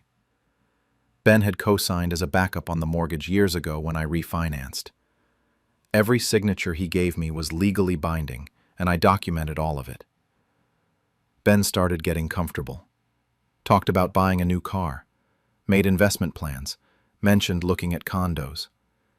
He was spending money like crazy, going out constantly. He barely even acknowledged me anymore. The disrespect was complete, and it made what I was doing so much easier. 4 weeks after I discovered the theft, the house title transferred to my wife's family trust. I kept lifetime rights to live there, but Ben's name was completely removed. My lawyer confirmed he had no legal claim to anything anymore. Then the first notice came. The mortgage company sent a past due letter to Ben for $4,800. He came to me confused and angry. I just played dumb, asked him if he wasn't handling the bills now.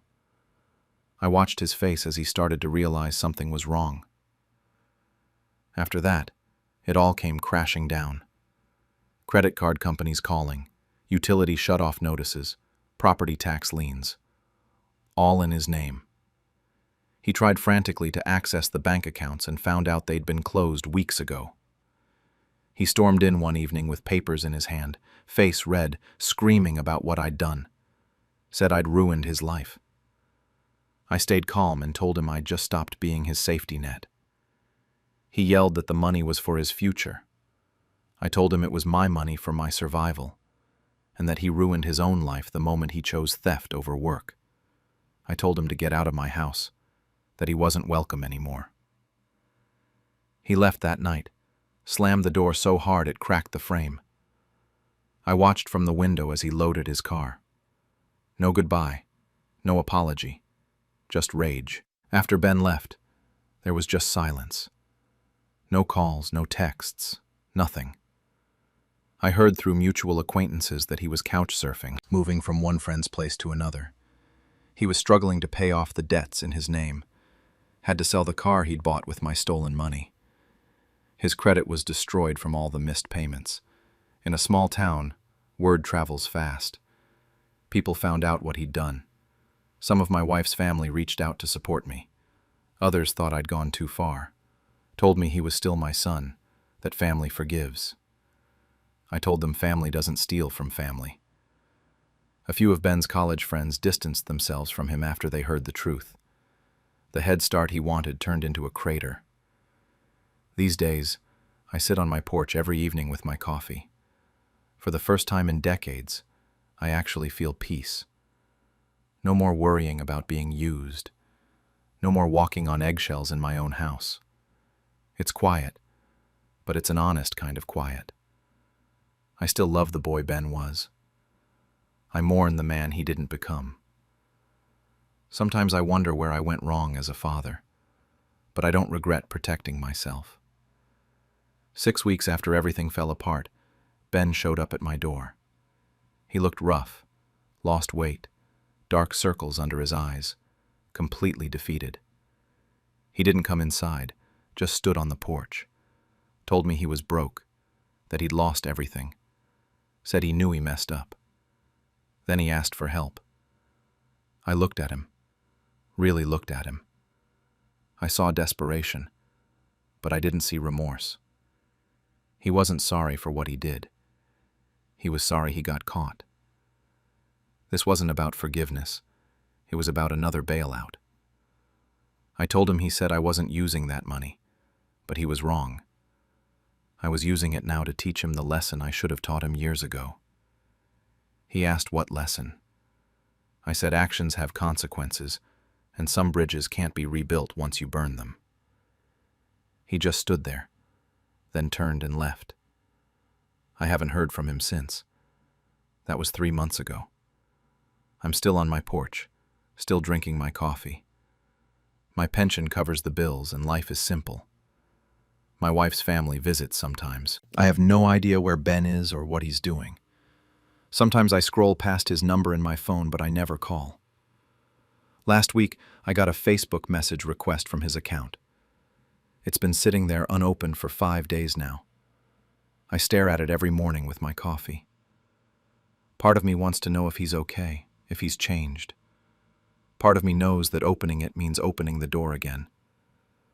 My only regret is how long I let love blind me to greed. The message is still there, unopened. And honestly, I don't know if I'll ever be ready to read it. Let them fight over my will? I emptied the accounts and spent their inheritance on myself. I'm Sarah, 62, a mother of 3 grown adults, Marcus, 35, Jennifer, 32, and Kyle, 28. I've been divorced for 15 years, worked as a school administrator until I retired last year, and I saved every penny I could. I own a modest home in the suburbs worth about $400,000 and had roughly $300,000 in savings and retirement accounts. Past tense on that last part, but I'll get to that. My kids used to visit regularly when they were younger, right after the divorce. But over the past 5 years, something shifted. Marcus works in sales and always has some business opportunity that needs funding. He shows up every couple months with a pitch and a sob story. Jennifer's a teacher with 2 kids, and every conversation turns into guilt trips about how hard it is raising children and how I should help more. Kyle's the youngest and the one who thinks everything is a joke. He's been unemployed 3 times in 4 years and crashes at my place between apartments like it's a hotel. The visits increased over the last 6 months, but the quality tanked. Every holiday felt like a negotiation. Christmas wasn't about family. It was about them dropping hints about what they needed. My birthday last month was the worst. Instead of celebrating, Marcus lectured me about buying myself a new TV. He actually used the word irresponsible. I'm 62 years old and he's telling me I can't buy a TV with my own money. That birthday dinner is when Kyle made his joke. We were all sitting around the table and he said, "Don't worry, Mom. We'll make sure your funeral is nice since you're paying for it." Everyone laughed. I didn't. I just stared at my cake and wished they'd all leave. But the real breaking point came 3 weeks ago. I had all 3 of them over for Sunday dinner. I was in the kitchen getting dessert ready when I heard them talking in the dining room. I wasn't even trying to eavesdrop. They were maybe 15 feet away and not bothering to keep their voices down. Marcus said he should get the house because he's the oldest. Jennifer argued that wasn't fair because she has kids to think about, and I'd want my grandchildren taken care of. Then Kyle jumped in, talking about my jewelry being worth at least 50 grand and how they should get it appraised now. Now, while I'm alive, while I'm literally making them dessert. They discussed selling my house, splitting my accounts, dividing up my belongings like I was already gone. They used past tense. Mom would have wanted. She probably paid this much for it. I stood there, holding a pie I'd baked for them, and listened to my children plan my estate. I served dessert. I smiled. I said nothing. They didn't notice anything was wrong because they weren't looking at me. They were looking through me at what I owned. That night I couldn't sleep. I sat up until 3 in the morning looking at old photo albums, remembering when they were little and actually needed me for more than money. Somewhere along the way, I'd become a bank account with a pulse. By sunrise, I knew what I had to do. Monday morning, I called my financial advisor. Not the guy Marcus kept recommending, my own advisor. Within 2 weeks, I had a complete plan mapped out. 3 months later, everything changed. The plan took 3 months to execute completely. I met with an estate lawyer first and revised my will to leave everything to medical research. Then I started liquidating. I sold my grandmother's jewelry collection. Yes, the one worth 50 grand that Kyle mentioned. Gone. Jennifer's favorite designer handbags that she always borrowed. Sold those too. My late husband's vintage watch collection that Marcus had his eye on. Auction house took care of that. I cashed out CDs, moved funds around, closed accounts. I even put the house on the market and listed it as estate planning so no one would question it. Every sale felt like shedding weight I didn't know I was carrying. Then I started living, really living.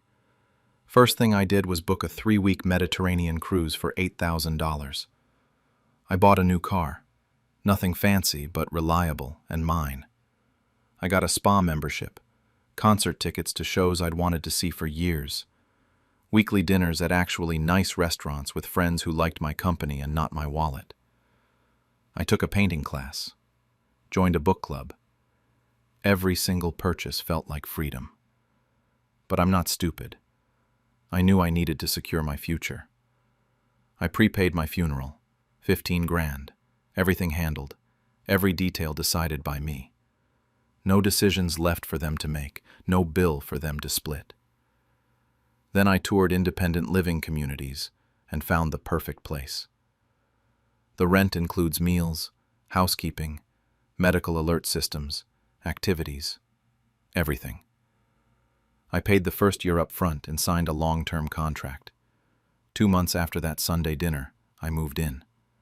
The kids noticed when the holiday checks were smaller. Marcus asked to borrow $10,000 for another business venture, and I said no. First time ever. Jennifer tried accessing an old joint account from when their dad was alive and discovered I'd closed it. That's when they showed up together at my new apartment, which should have been my first clue something was wrong. Marcus demanded to know where all my money went. Jennifer was crying, asking why I didn't discuss moving with them. Kyle just kept repeating what they were supposed to do now. Not, "Are you okay?" Not, "Do you need help?" But what are we supposed to do? I made tea, sat them down, and told them the truth. I spent it. On myself. The accounts are nearly empty. I explained the cruise, the car, the community fees, the prepaid funeral. I told them my money was never theirs, and they'd have to figure out their own lives. They lost it. Marcus accused me of financial abuse against myself. Jennifer sobbed about the grandkids' college funds that I apparently was supposed to be funding. Kyle called me vindictive and cruel. They questioned my mental state, threatened to talk to lawyers, said I was being selfish and irresponsible. That's when I told them I'd heard everything that Sunday. Every word they said while I was making dinner. I described the conversation back to them in detail and watched their faces go pale. I asked them if they understood how it felt to hear your children planning your estate while you're still alive. They went silent, exchanged looks, started backtracking about how it wasn't like that. They were just talking. I was overreacting. I asked them to leave. They did, slamming doors on the way out. That night they started a group text to coordinate their next move. I know because Jennifer accidentally sent me a screenshot. They were discussing getting me evaluated, talking to estate lawyers, furious about losing what was rightfully theirs. Marcus wrote that they needed to act fast before I spent everything, like I was some senile old woman they needed to control. I was 62 and sharper than all 3 of them combined. That was 2 months ago. Contact has been minimal since then. Occasional texts, very formal and cold. Jennifer visited once about a month later with a completely different approach. She was sweet, apologetic, kept saying she understood why I was upset. Then, 20 minutes in, she asked about my life insurance policies. I told her to leave. Marcus sent me a legal letter from his attorney requesting financial transparency for family planning purposes. I threw it away. There's nothing to disclose and nothing they can claim. Kyle hasn't visited at all but posts passive-aggressive things on social media about ungrateful parents and family betrayal. I unfollowed him. Meanwhile, I'm thriving.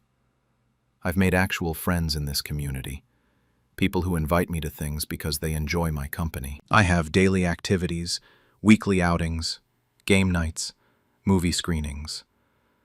I'm using my remaining funds wisely but joyfully. I'm planning a trip to Paris in the spring. I sleep well at night. There's no guilt anymore, no stress about disappointing them or not giving enough. The freedom of not being seen as a walking bank account is worth more than any amount in my accounts ever was. I'd be lying if I said there weren't moments of doubt. Last week I found an old family photo from when the kids were little and felt a wave of sadness. Not regret about my decision, but grief for what could have been. What kind of relationship we might have had if they'd seen me as a person instead of an inheritance. But then I remember they've never apologized. Not once. They're not sorry for what they said or how they treated me. They're just angry about the consequences. My friend Carol here at the community went through something similar with her son. She told me something that stuck with me. She said my job was to raise adults, not fund their lives forever. She's right. I have enough money to live comfortably here until I'm 85, probably longer with Social Security. There are minimal assets left for them to fight over when I'm gone. Whatever remains goes to medical research, and they know it. They haven't changed their behavior, which honestly just proves my point. Maybe I am selfish. Maybe this is revenge. But I think it's just what happens when children count their mother's belongings instead of her blessings. Last week Marcus called and said they need to talk as a family. I agreed to meet them for lunch next Tuesday. I don't know what they want. Part of me hopes it's a genuine reconciliation, that maybe they've had time to reflect and realize what they lost. But I've learned not to expect much from them anymore. Either way, I'm having lunch at that new French place afterward. Alone. And I'm ordering the expensive wine. Selling my house to a stranger just to evict my own children. I'm Sarah, 54, a single mother who raised 3 kids alone after my husband walked out when they were still in elementary school. Marcus is 32 now, Elena is 28, and Tyler is 25. I worked double shifts as a nurse for years, sometimes triple when overtime was available. I ate ramen while they ate real meals. I drove a car with a broken AC for 8 years. I missed birthdays, school plays, everything. But they had a home. They had stability. And 2 years ago, I finally paid off the mortgage. 25 years of payments. Done. I owned something. One asset to my name. I thought I could finally breathe. Except within months of burning that mortgage, things started changing. Marcus brought it up first at dinner. Casual, like he was doing me a favor. He said we should put the house in all our names for tax purposes. I didn't really understand what he meant, but I brushed it off. Thought he was just trying to help in that overly complicated way he does everything. 3 weeks later, Elena started in on me. She said I was wasting space, that I should downsize to a condo and let them manage the property. I told her I wasn't ready to move, that I'd just gotten the place paid off. She dropped it, but I could tell she wasn't happy. Then came the family dinner that changed everything. Tyler brought his girlfriend over. I was in the kitchen getting more food when I heard him tell her, "Yeah, this'll be mine soon. Mom doesn't need all this room." Just like that. Like I was already gone. Like the house was already his. I felt sick, but I didn't say anything. What was I supposed to say? A month later, they told me they'd made an appointment with a lawyer. For me. They said it was about healthcare directives and power of attorney for medical decisions. In case something happened to me, they said. We all need to be prepared, they said. I believed them because why wouldn't I? They're my kids. We went to the lawyer's office on a Tuesday afternoon. All 3 of them came, which should have been my first clue. The lawyer was nice, professional. He started explaining documents. Then he said something about property division. Then deed transfer documents. I asked him to repeat that. He looked confused, glanced at my kids, then tried to backtrack. But I'd heard him. Property division. This wasn't about healthcare.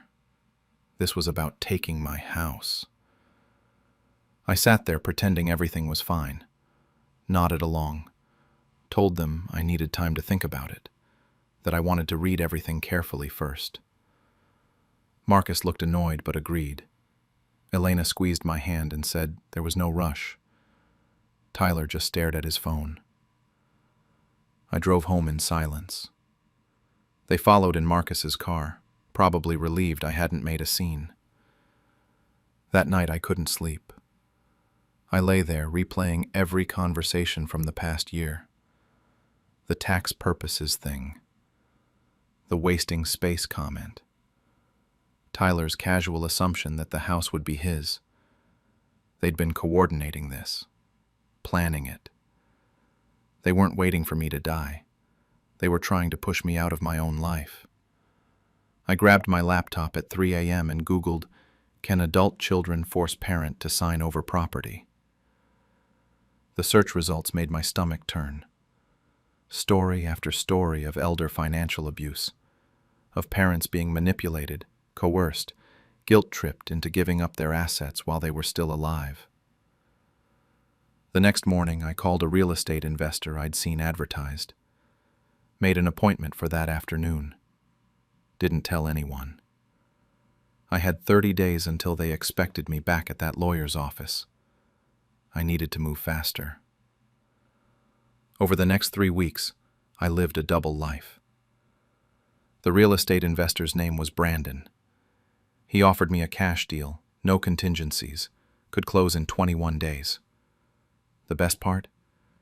He'd let me rent back for a year at a reduced rate while I figured out my next move. I negotiated everything through email and morning meetings while my kids were at work. At home, they kept asking about rescheduling that lawyer appointment. I kept saying I needed more time, that I wanted to understand everything first. They were getting impatient, but trying to hide it. Marcus almost caught me. He dropped by unannounced one afternoon and saw papers on my kitchen table. I'd left Brandon's business card out like an idiot. Marcus picked it up, asked what it was about. I told him I was getting the house appraised for insurance purposes. He seemed satisfied, but I could tell he didn't totally buy it. Then Elena took me to lunch. She played the emotional card hard. Told me they were just trying to protect me and make things easier. Asked what would happen if I got sick, if I couldn't manage the house anymore. She kept saying they weren't trying to take anything. They just wanted to help manage it. I nodded and smiled while I wanted to scream. Told her I'd think about it. The hardest part was the home inspection. I had to get an inspector in without them knowing. I told all 3 of them I was visiting my sister in another state for the weekend. Instead, I stayed at a hotel 20 minutes away. The inspector came through on Saturday. Appraisal got done Sunday morning. Tyler showed up at the house Sunday afternoon. He has a key. Found the place empty and texted me asking where I was. I told him I'd left early for my trip. He said okay, but I know he thought it was weird. 18 days after that lawyer's office betrayal, I met Brandon at the title company. Signed everything. The check deposited. It was done. I sat in my car afterward feeling like I was floating. I'd just sold the house I bled for. But I'd done it on my terms. That evening I came home and all 3 of them were there. They'd planned an intervention dinner. Had printed documents spread across my dining room table. Marcus started. Said we needed to talk seriously about the house. Elena told me they'd rescheduled with the lawyer for next week. Tyler said they weren't asking anymore, that this needed to happen. I looked at all 3 of them. Then I said it. That won't be necessary. I sold the house. The silence lasted maybe 5 seconds, but felt like an hour. Marcus said, "What?" Not even like a question, just, "What?" I repeated it. Told them I sold it. Closed yesterday. They had 30 days. Marcus stood up so fast his chair scraped. Elena started crying and saying I was lying. Tyler just yelled. Asked how I could do this. Said they were my children, that the house was supposed to be theirs. I let them yell for a while. Finally, I said they were supposed to be my children, but instead they were vultures circling while I was still alive. I walked to my bedroom and locked the door. Heard them arguing outside for maybe 20 minutes. Then the front door slammed. Nobody called. Nobody texted. The house was silent for the first time in weeks. I started packing the next day. The next 7 days were completely silent. No calls, no texts, nothing.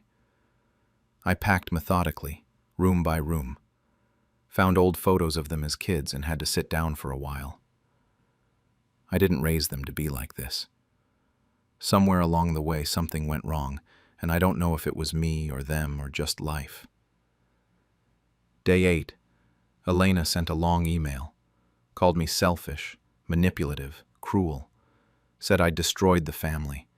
That I was a horrible mother who cared more about money than her own children. I read it twice, then deleted it. Marcus tried the legal angle. Called and asked if I was of sound mind when I signed the documents. It was a thinly veiled threat about contesting the sale. I forwarded everything to Brandon's lawyer. They told me the kids had no case. The sale was final. Tyler posted something vague on social media about family betrayal. Mutual friends started reaching out asking what happened. I didn't respond to any of them. 28 days after I told them, I moved out. Got a 1-bedroom apartment near the beach. Small, clean, affordable with what I had saved. Brandon's property manager helped coordinate everything. My sister came to help me move. None of my children showed up. My sister said she should have warned me about them years ago, but honestly, I don't know if I would have listened. 3 weeks into the new place, Elena called. Not to apologize. She needed something. Said Tyler was struggling to find a place in his budget and asked if I could help him out financially. I told her I helped for 25 years and I was done. Then I hung up and blocked her number. It's been 4 months now. I have a routine. Coffee on the balcony every morning where I can see the ocean. I work part-time instead of full-time because I can actually afford to now. Joined a book club and made a friend named Patricia who's also divorced. I sleep through the night. No guilt trips, no manipulation, no feeling like a guest in my own space. But sometimes I see a mother with her adult children at the grocery store and they're laughing together, and I wonder if I overreacted. Maybe they would have come around eventually. Maybe I should have tried talking to them first, really talking, before doing something so permanent. Then I remember they brought me to a lawyer. They coordinated behind my back. They had documents printed. That wasn't a misunderstanding or a miscommunication. That was a plan. Last week I got a text from a number I didn't recognize. It was Tyler. He said he was sorry and that he missed me. Asked if we could talk. I haven't responded yet. Don't know if I will. Part of me wants to believe he means it. That they've learned something. That I could have my children back. But another part of me knows the moment I show any weakness, they'll see it as an opportunity. I'm 54 years old. I've probably got 30 good years left if I'm lucky. I can spend them being used, or I can spend them free. I chose myself. For the first time in my entire life, I chose myself. Tyler's text is still sitting on my phone. I look at it every day. Haven't deleted it, but haven't answered it either. Maybe I will eventually. Maybe I won't. The moment my daughter chose my sister over me, I decided to teach them both what loyalty costs. I, 55, raised my daughter Emma, 28, completely alone after her father walked out when she was 2. My sister Nora, 52, was always there through everything.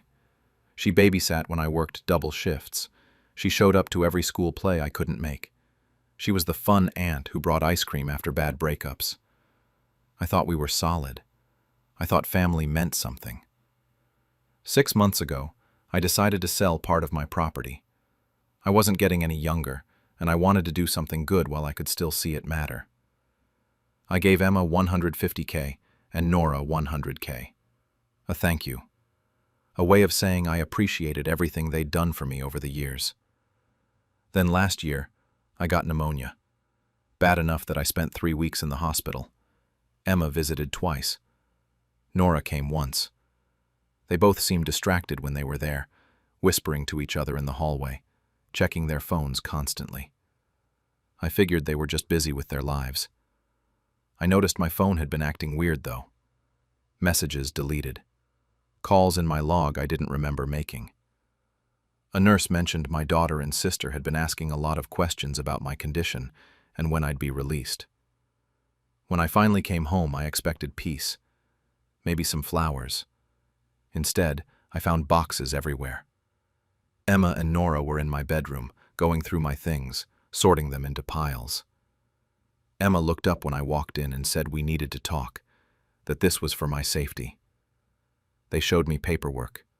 Nursing home admission forms, already signed. Emma had filed for emergency guardianship 2 weeks earlier while I was in the hospital. She claimed I had mental decline, that I couldn't care for myself anymore. Nora had signed as a witness, stating she'd observed my confusion for months. I looked around my bedroom. My jewelry box was nearly empty. My grandmother's rings, gone. I went to my desk and found banking statements showing withdrawals I never made. $23,000 total. Emma had power of attorney from years ago when I had a minor surgery, and I'd never bothered to revoke it. I found emails on my backup tablet, the one they didn't know about, where they discussed liquidating my assets quickly. They actually expected me to just go along with it. Emma said I was getting older, and they were doing this out of love. Nora said I'd be safer with professionals watching me. I laughed. I actually laughed in their faces because I thought it had to be some kind of sick joke. But they weren't joking. The transport to the nursing home was scheduled for the next morning. That night, I made a choice. I wasn't going to fight them. I was going to watch them, learn exactly what they were planning. So the next morning, when they came to take me, I acted confused, compliant, even cried a little and said maybe they were right. Maybe I had been forgetting things lately. The relief on their faces made me sick. Sunset Gardens wasn't terrible. The staff was nice, the food was decent. But it wasn't my home. I was stuck there, fully aware, fully capable, surrounded by people who actually needed to be there. Within a week, the nurses started questioning why I was even admitted. I played the part during Emma and Nora's weekly visits, though. Nodded along, seemed distant. Let them think their plan was working. 2 weeks in, I called my old friend Richard. He's a retired family lawyer, sharp as ever. He visited as my former colleague, nothing suspicious. I told him everything. He started pulling records immediately. We documented my mental state, the suspicious guardianship filing, every financial irregularity we could find. Richard arranged for me to request a court-appointed psychological evaluation. I told the staff I wanted to understand my condition better. Dr. Martinez assessed me for 2 hours. Her conclusion was clear. Completely sound. No cognitive impairment whatsoever. While I played confused old lady, Richard kept digging. Emma had sold my car. Some of my furniture was gone. She was preparing to list my house. Nora had moved into my guest room to keep an eye on things, she told the neighbors. They'd spread word around the neighborhood that I was very ill and wouldn't be coming back. Turns out Emma had quit her job. She was planning to live off my assets. Nora had $60,000 in credit card debt that my money was helping pay off. I found an email where Emma literally wrote to Nora about how they didn't have to worry about money anymore. I spent 3 months gathering everything. Bank statements, emails, witness testimonies from neighbors who thought the whole thing seemed off. The facility director wrote a letter supporting my mental competency. Richard filed for an emergency hearing to revoke the guardianship. I didn't tell Emma and Nora anything. Just kept playing my role. The court date finally came. They walked in expecting a formality, maybe a progress report. Instead, they saw me standing there with Richard, Dr. Martinez, two of my neighbors, and my banker. Every single one of them holding documentation. I've never seen two people go that pale that fast. The judge heard everything. The falsified guardianship claims, the financial exploitation, Dr. Martinez's assessment of my perfect mental health. Emma started crying, said she was just trying to protect me. Nora claimed she only went along because Emma seemed so worried. Then I spoke. I laid out every theft, every lie, every single thing they'd done while pretending to care about my safety. I showed the emails where they discussed splitting the money from selling my house. The judge was furious, called it elder abuse and potential fraud, revoked the guardianship immediately, and ordered them to return everything within 30 days. Emma got threatened with criminal charges if she didn't make full restitution. I walked out with a restraining order keeping them away from my property. 2 days later, I moved back home, changed every lock, every password, every bank account. I managed to recover about $18,000 of what they'd stolen. The rest was already spent. I sold the remaining property I hadn't divided yet. Another $200,000. Then I met with Richard to rewrite my will. Left everything to Second Chances Foundation. They help single mothers with housing and legal aid. Set up the trust to be completely irrevocable. Sent copies to Emma and Nora via certified mail, so they'd know exactly where things stood. That was 4 months ago. Emma calls every week, sometimes crying, sometimes screaming about how I'm choosing strangers over my own daughter. Nora texts daily with apologies, saying she was weak, begging for forgiveness. I haven't responded to either of them in 3 months. My neighbors whisper when I walk by. Some think I'm cruel, others nod approvingly. I'm 55 and relatively healthy. I could live another 30 years. I have no real family now except some distant cousins I barely know. Holidays alone, birthdays alone, eventually growing old alone. Some nights I wonder if I should have just forgiven them. Other nights I remember watching them pack up my life like I was already dead. Emma sent a letter last week saying she made a mistake, that she was scared about money and her future. But she's still my daughter. Asked if I'm really going to die alone just to prove a point. Nora's last message said I've lost my compassion, that the sister she knew would have understood. Maybe they're right. Maybe I did lose something. But I gained something too. I proved I wasn't the confused, helpless old woman they tried to turn me into. I sleep in my own bed now, in my own house, making my own choices. Emma left a voicemail yesterday. She's pregnant. I'm going to be a grandmother. She wants to talk. I've listened to it 11 times and still haven't called back. They cut me out of the family company, so I took the clients with me. I'm Michael, 57, a father of 2 sons, David, 32, and Ryan, 29. And for most of my adult life, my identity was wrapped up in one thing: the construction company my wife Sarah and I built from nothing. We started it 30 years ago with a truck, some tools, and more guts than sense. Over the years, it grew into something I was proud of. When the boys got older, I brought them in, trained them myself, taught them everything I knew about the business, about dealing with clients, about doing honest work.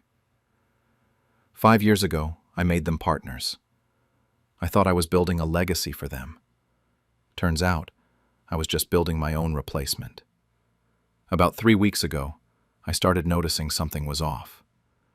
I'd show up to the office and realize there had been meetings I wasn't told about. Important ones. Budget discussions, client reviews, the kind of stuff I'd always been part of. When I asked David about it, he brushed it off. Said they were just handling some minor issues, didn't want to bother me. I let it slide because I trusted them. Then I got the letter. Not handed to me personally, not even a conversation. Just a formal letter in the mail like I was some random employee. My sons had filed paperwork to remove me as managing director. The reasons they listed were age-related decline and poor judgment. I read that line about 5 times before it actually sank in. They were pushing me out of the company I built. I went to the office the next day and confronted them. Both of them were there, sitting behind the desk in what used to be my office. They looked at me like I was interrupting a board meeting. I asked them what the hell they thought they were doing, and Ryan said it plain as day. "It's not personal, Dad. It's business." David nodded along and added something about protecting the company's future. They'd clearly rehearsed this. Sarah was there too, standing off to the side looking uncomfortable, but she didn't say anything. She didn't defend me or them. She just stood there, caught between her husband and her sons, and chose silence. I left without another word. Drove around for hours trying to process what had just happened. My own kids had staged a coup.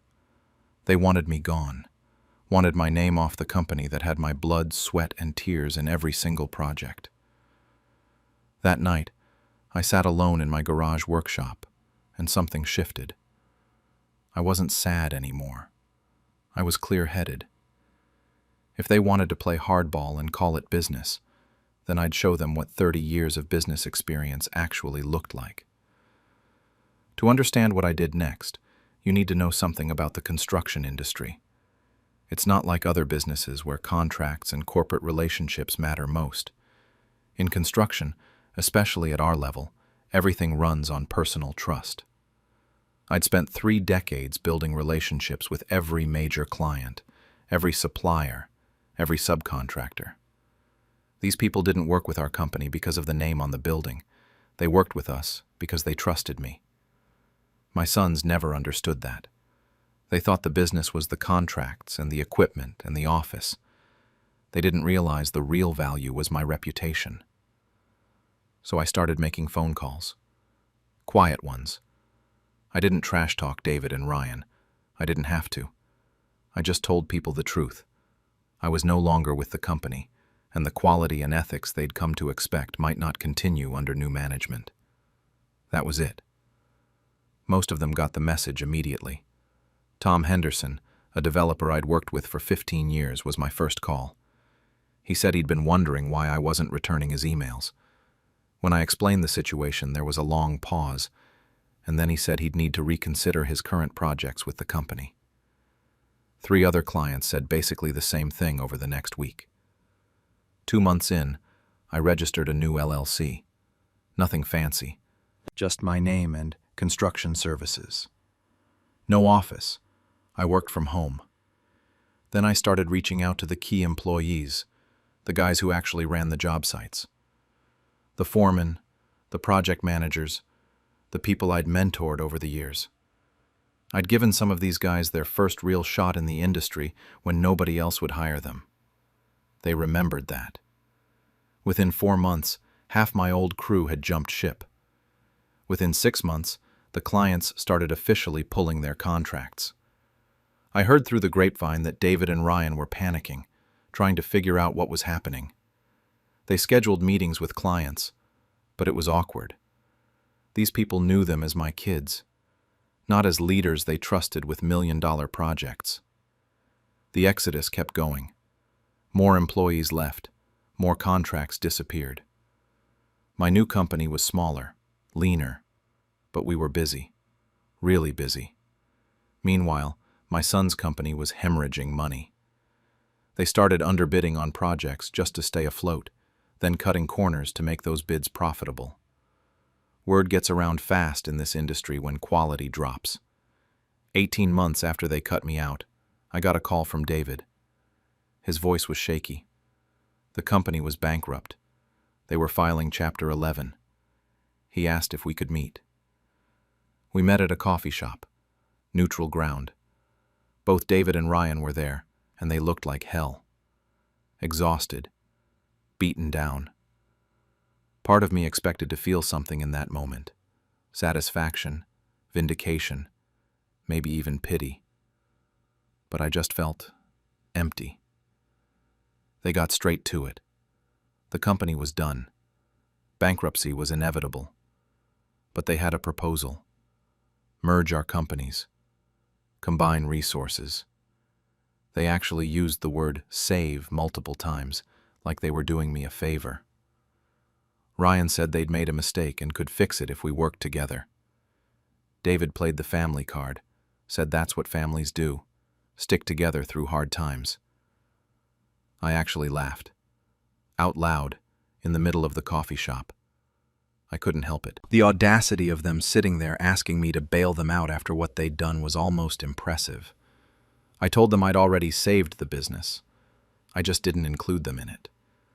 There was nothing to merge because they had nothing left that I wanted. They'd made their choice when they called it business instead of family, and now they had to live with it. Ryan got emotional, started talking about how they'd lose everything, how they had mortgages and families to think about.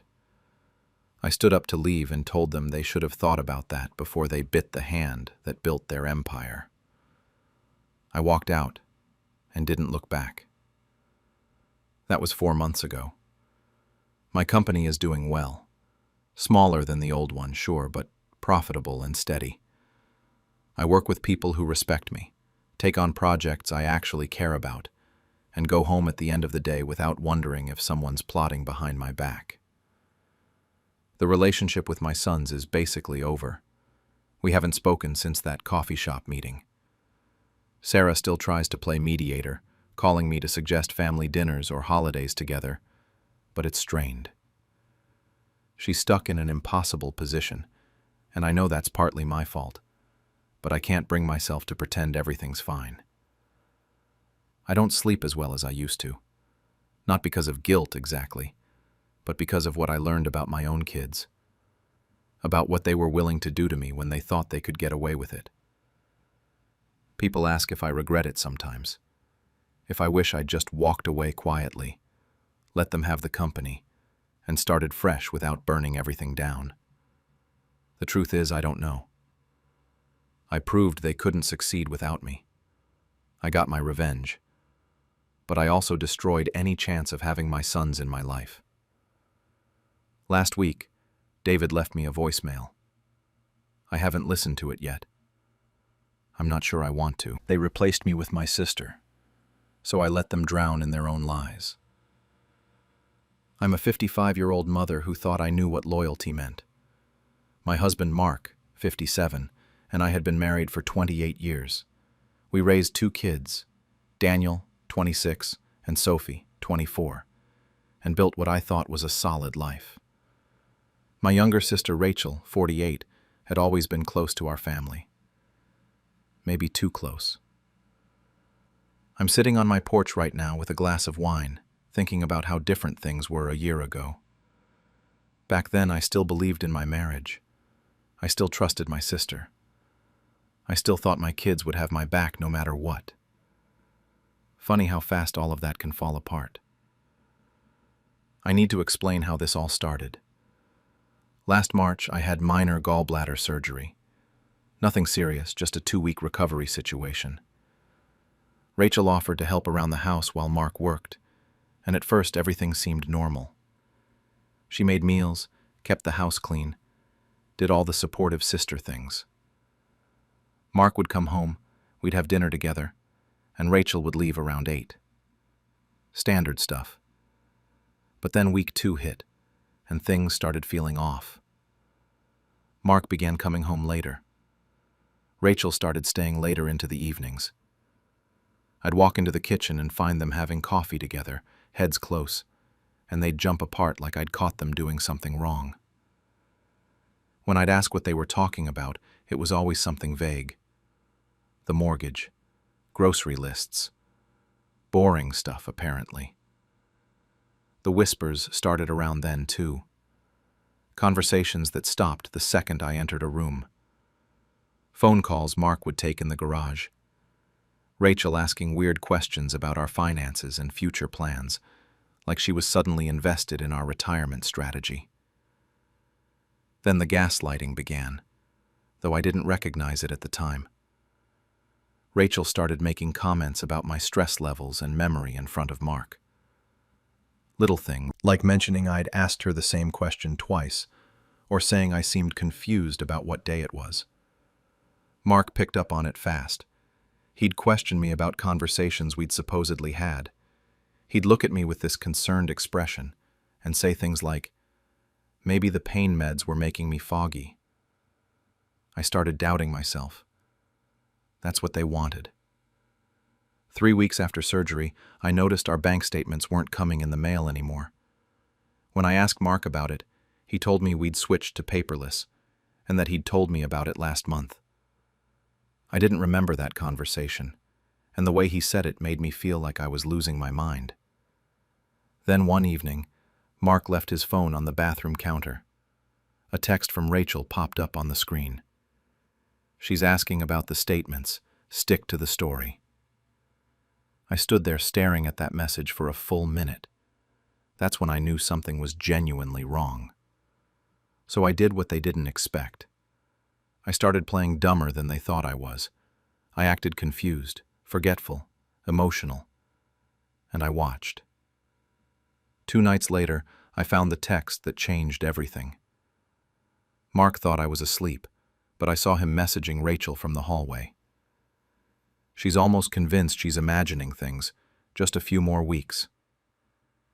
That was the moment I stopped being a victim and started being a strategist.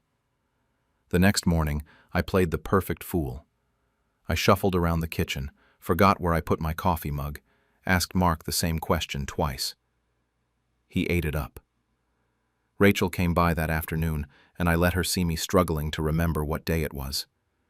She exchanged this look with Mark, like they were both thinking the same thing. Good. Let them think they were winning. I set up a new email account on my phone and disguised the app as a recipe thing. Started documenting everything. Dates, times, conversations, the works. Then I did something I should have done months ago. I logged into our joint bank account online. The password still worked, which told me they weren't quite as careful as they thought.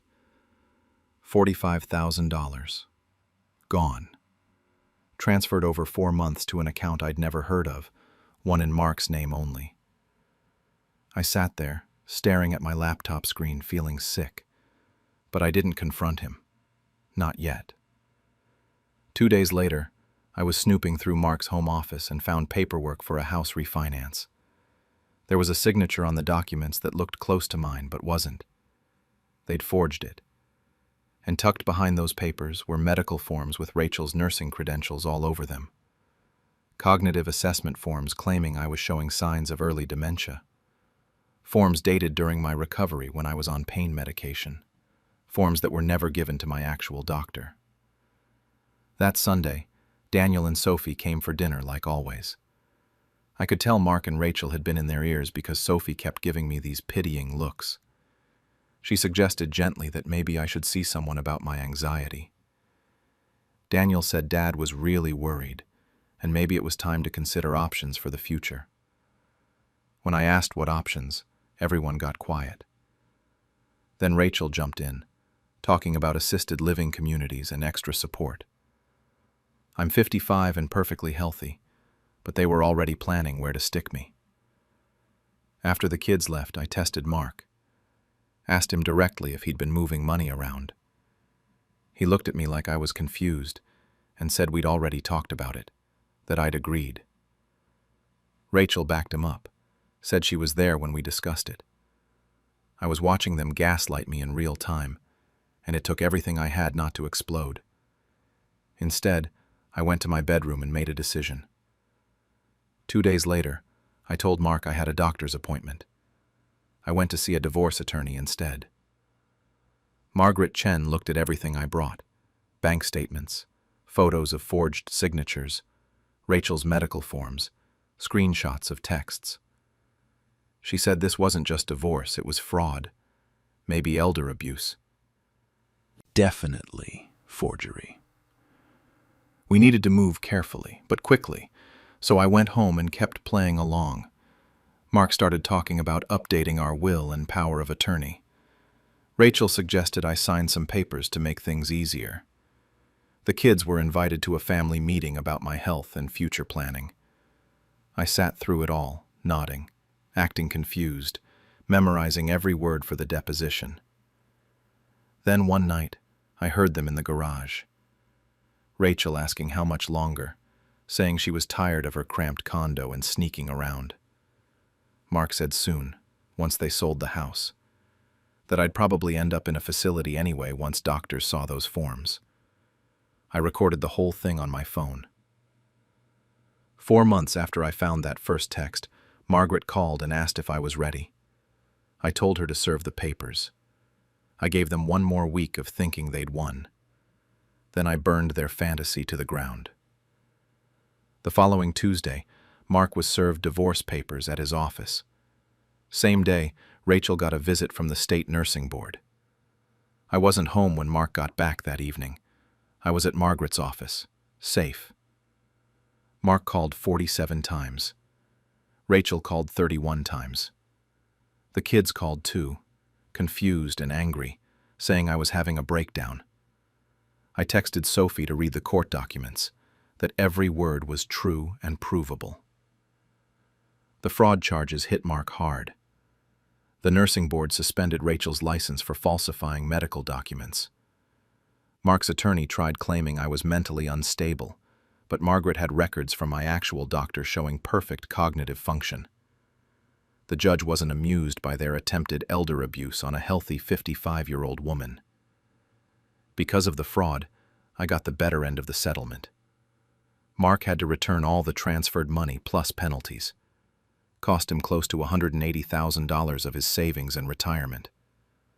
I kept the house. Rachel lost her nursing license permanently and faced $25,000 in legal fees. Turns out forging medical documents ends your career real fast. What they didn't count on was how fast word spreads in a small town. Mark's colleagues found out why he got served at work. Rachel's nursing friends dropped her once the board findings went public. Our church heard everything. I didn't have to say a word. Court documents are public record. Daniel showed up 3 weeks later. He'd read everything, talked to Margaret, seen the evidence.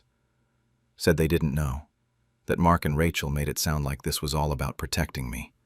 Sophie came a week after that, crying and apologetic. I told them both the same thing. They chose to believe I was losing my mind instead of asking me directly. They're adults. That was their choice. We're civil now at holidays, but that's about it. Mark and Rachel live together now in a 2-bedroom apartment across town. It's all they can afford after legal fees and the settlement. Rachel works retail since she can't use her nursing degree anymore. Mark took early retirement because the reputation damage made work unbearable. I heard through Daniel that they blame me for ruining their lives.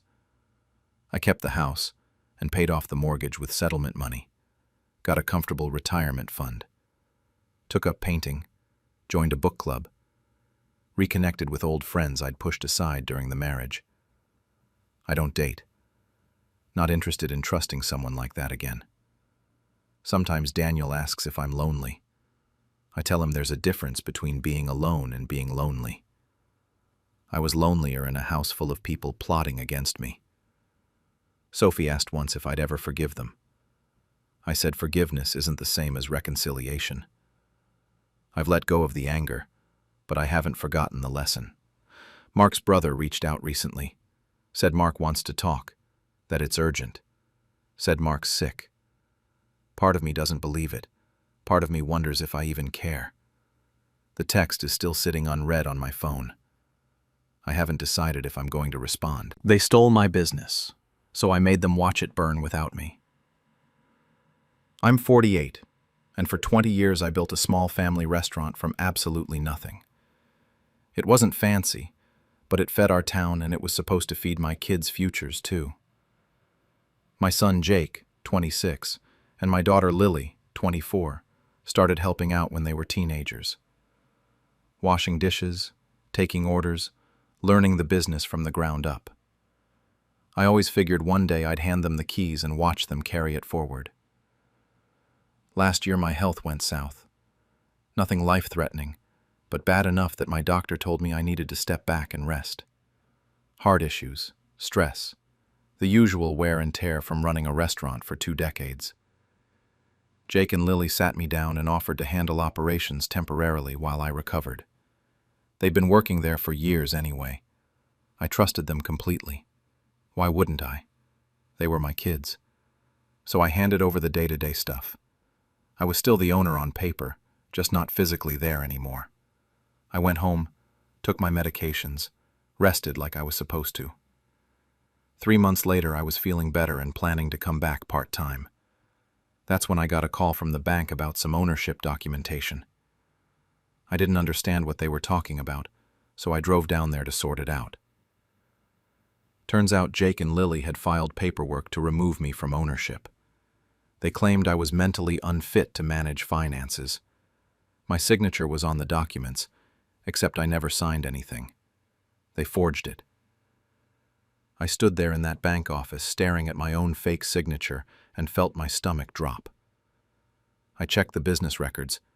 They'd already changed the locks, updated all the vendor contacts, removed my name from everything except the lease agreement. This wasn't some impulsive decision. They'd been planning it. I drove to the restaurant that evening, walked in through the back door with my old key, found them both in the office. The guilt on their faces told me everything before I even said a word. I confronted them directly. They didn't deny it. Jake said I was getting old and they needed to secure their future, that I should just enjoy retirement. Lily added that the restaurant needed younger leadership, that it was 2024, not 2004, like I was some relic they needed to put out to pasture. I was too angry to even respond. I just walked out, got in my car, and drove home. That night I sat alone in my kitchen and thought about my options. I could fight them legally, spend money I didn't have on lawyers, drag this through court. Even if I won, the relationship was already destroyed. They'd made that choice when they forged my signature. Then I remembered something. I didn't own the building. I rented it from Mr. Chen, who'd been my landlord for 20 years. And suddenly, a different kind of plan started forming in my head. I stayed away from the restaurant after that. Didn't visit, didn't call, didn't make a scene. But I still had connections in town. Regular customers who'd known me for years, suppliers I'd worked with for decades. Word traveled back to me. The restaurant was falling apart. Jake was spending money on unnecessary upgrades, expensive point-of-sale systems, and designer furniture that didn't match the place at all. Lily changed the menu to trendy items that had nothing to do with what we'd built our reputation on. Longtime customers were complaining. Staff was quitting left and right because, apparently, my kids were terrible bosses. Quality dropped, portions got smaller, prices went up. The reviews online started turning negative. I still had a friend at our old accounting firm who kept me loosely informed about the finances. They were burning through cash reserves like it was nothing. They'd taken out loans using the business as collateral. 6 months in, they were barely breaking even. 8 months in, they were losing money every week. I just watched, waited. Then I ran into Mr. Chen at the grocery store. We got to talking, and he mentioned he was thinking about selling the building. He was getting older, wanted to liquidate some assets. He hadn't told Jake and Lily yet. I made him an offer right there in the cereal aisle. He was surprised but interested. 2 weeks of negotiations later, I'd used my savings and taken out a mortgage, but the property was mine. Jake and Lily had no idea. Their lease with the previous landlord expired in 90 days. Month 9 after they'd stolen the business from me, Jake finally called. First time since our confrontation. His voice was strained. He said they were struggling, that they might need some help. He asked if I could co-sign for another loan. I stayed calm. Told him to meet me at the bank on Friday at 2 and to bring Lily. He sounded relieved. Probably thought I was going to rescue them. Friday came. I got there early with my paperwork. Jake and Lily walked in looking stressed, but hopeful. We sat down in a conference room and they started explaining how bad things were, asking for my help with the loan.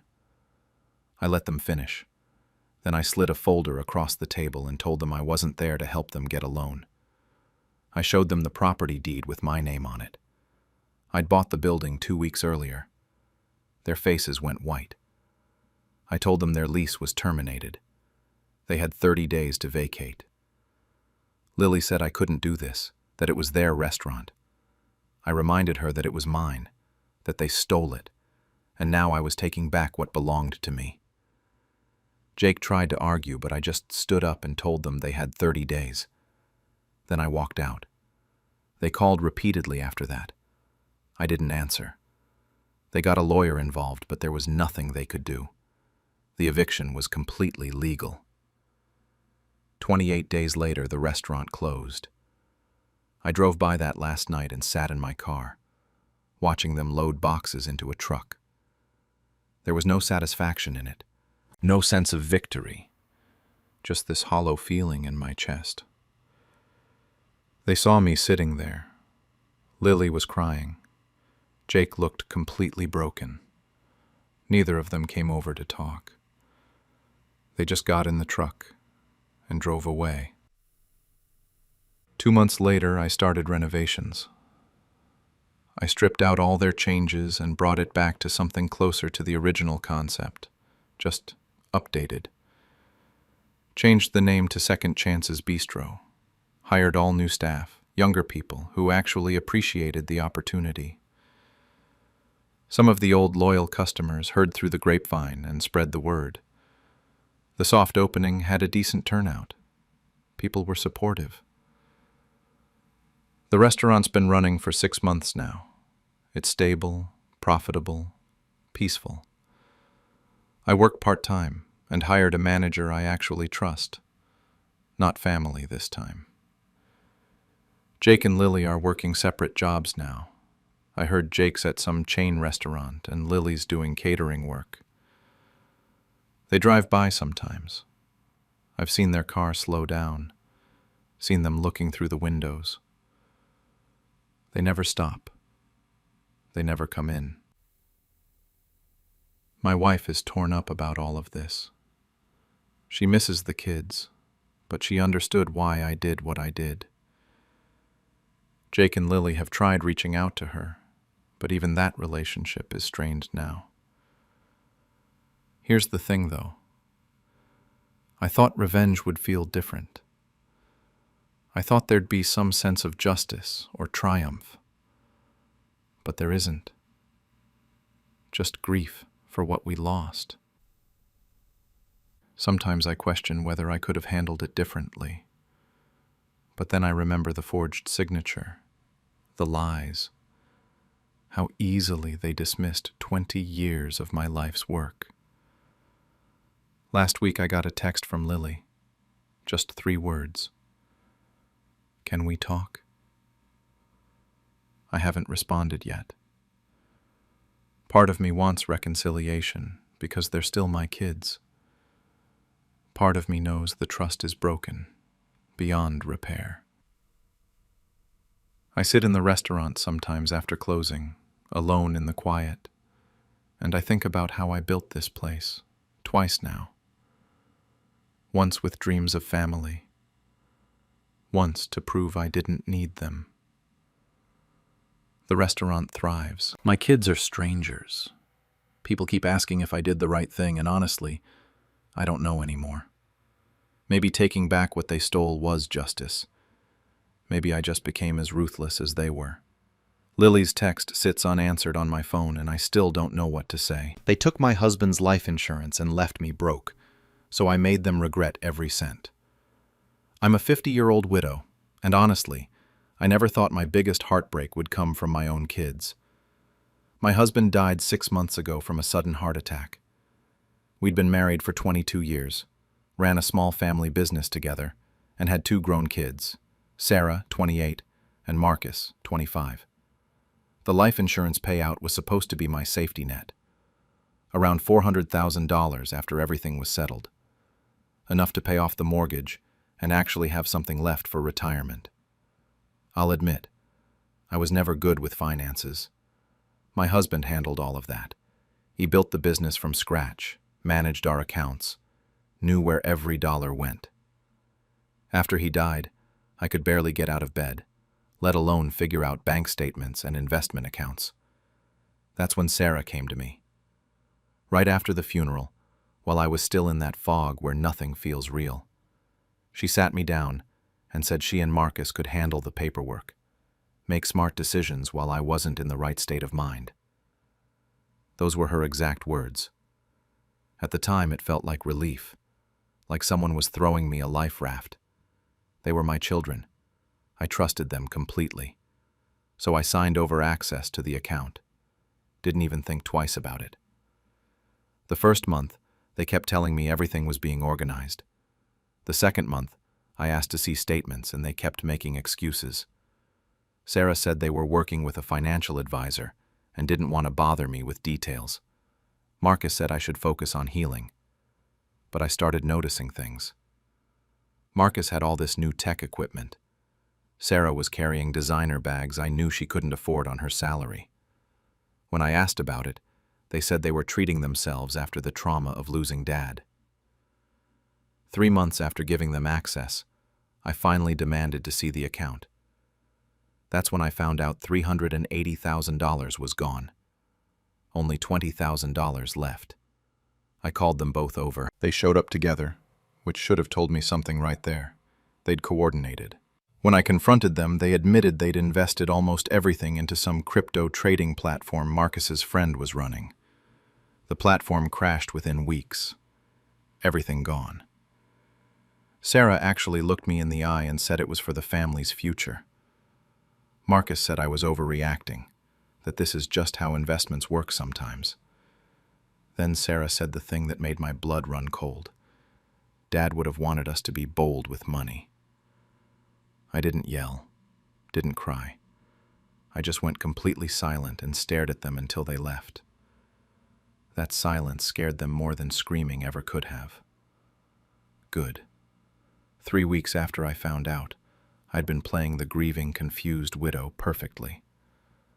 Let them think they'd gotten away with it. Let them think I was too broken to do anything about it.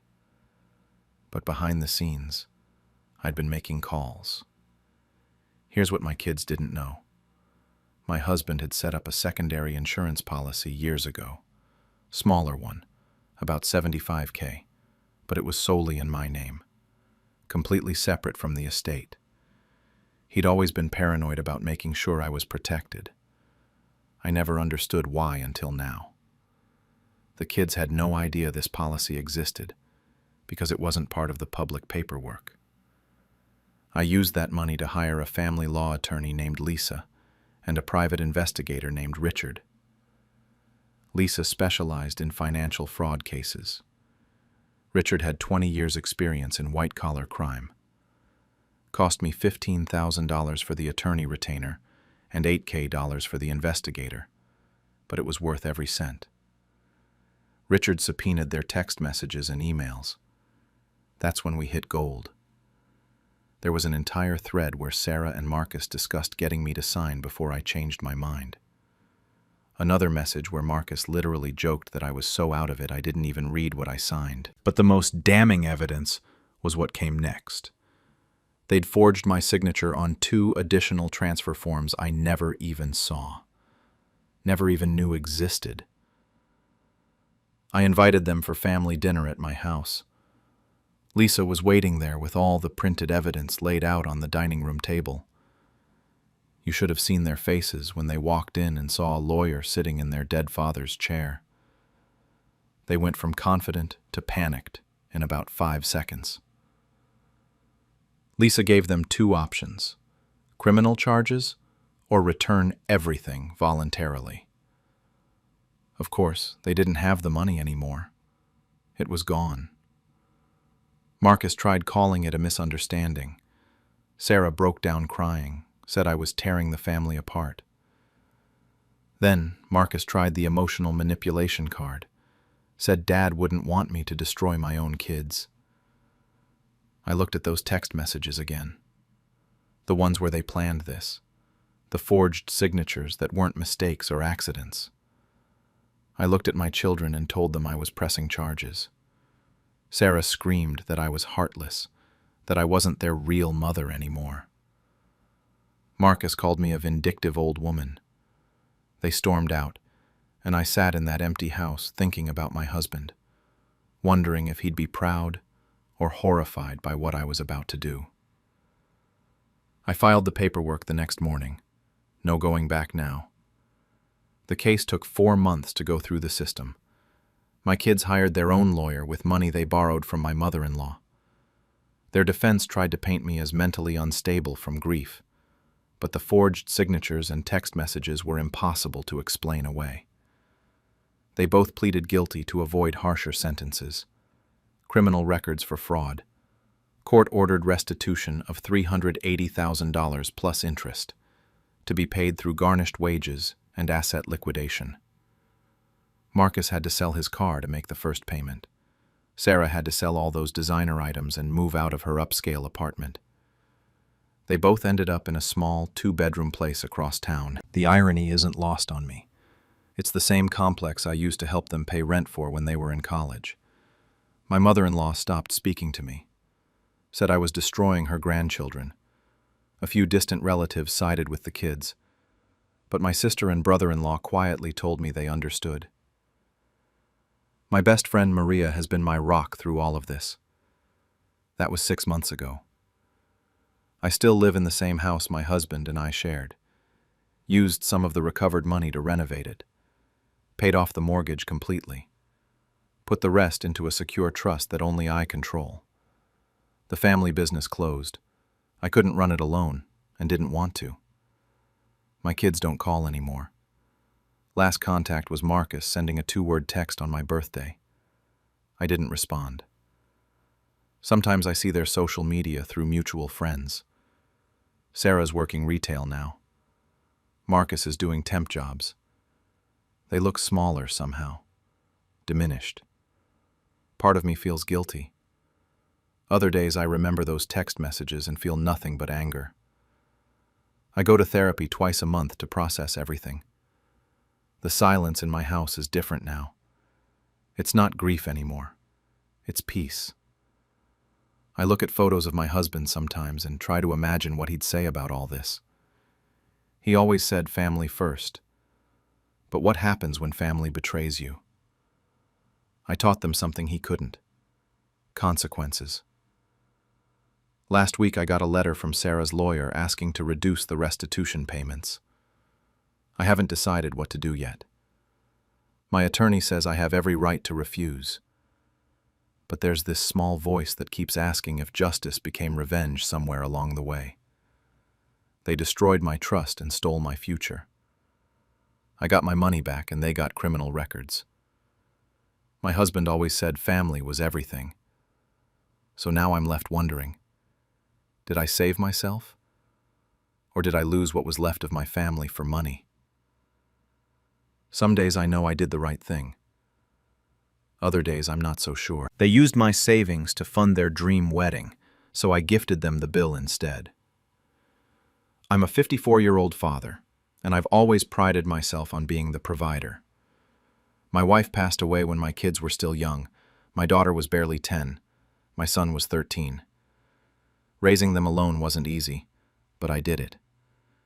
Every overtime shift, every holiday I worked through while other families were together. It was all for them. I wanted them to have everything their mother would have wanted them to have. So when my daughter got engaged last year, and she asked if I could help with the wedding, of course I said yes. I thought we were talking about a modest event, something meaningful, not flashy. I had about 3 million pesos saved up from decades of work. That was supposed to be my retirement, but I figured I could spare some for her big day. She deserved to be happy. The first few months were fine. She'd mentioned things here and there. The venue, the dress, the flowers. Normal wedding stuff. But then the details started getting more expensive. Designer gowns from Manila. Imported flowers from Europe. A 5-star resort venue that I'd only seen in magazines. Every time I tried to bring up the budget, she'd smile and say they were keeping track, not to worry. I started feeling uneasy, but I didn't want to ruin her happiness. My son worked in finance and he was helping her coordinate everything. I trusted him. He'd always been the responsible one, the smart one with numbers. I thought having him involved meant things were under control. Then one day, about 2 months before the wedding, I logged into my bank account after work. I was exhausted, just wanted to check my balance before bed. The number on the screen didn't make sense at first. I refreshed it twice. Over 2 million pesos was gone. My hands started shaking. I scrolled through the transaction history. Multiple large transfers over the past few months, all authorized digitally. All processed by my son.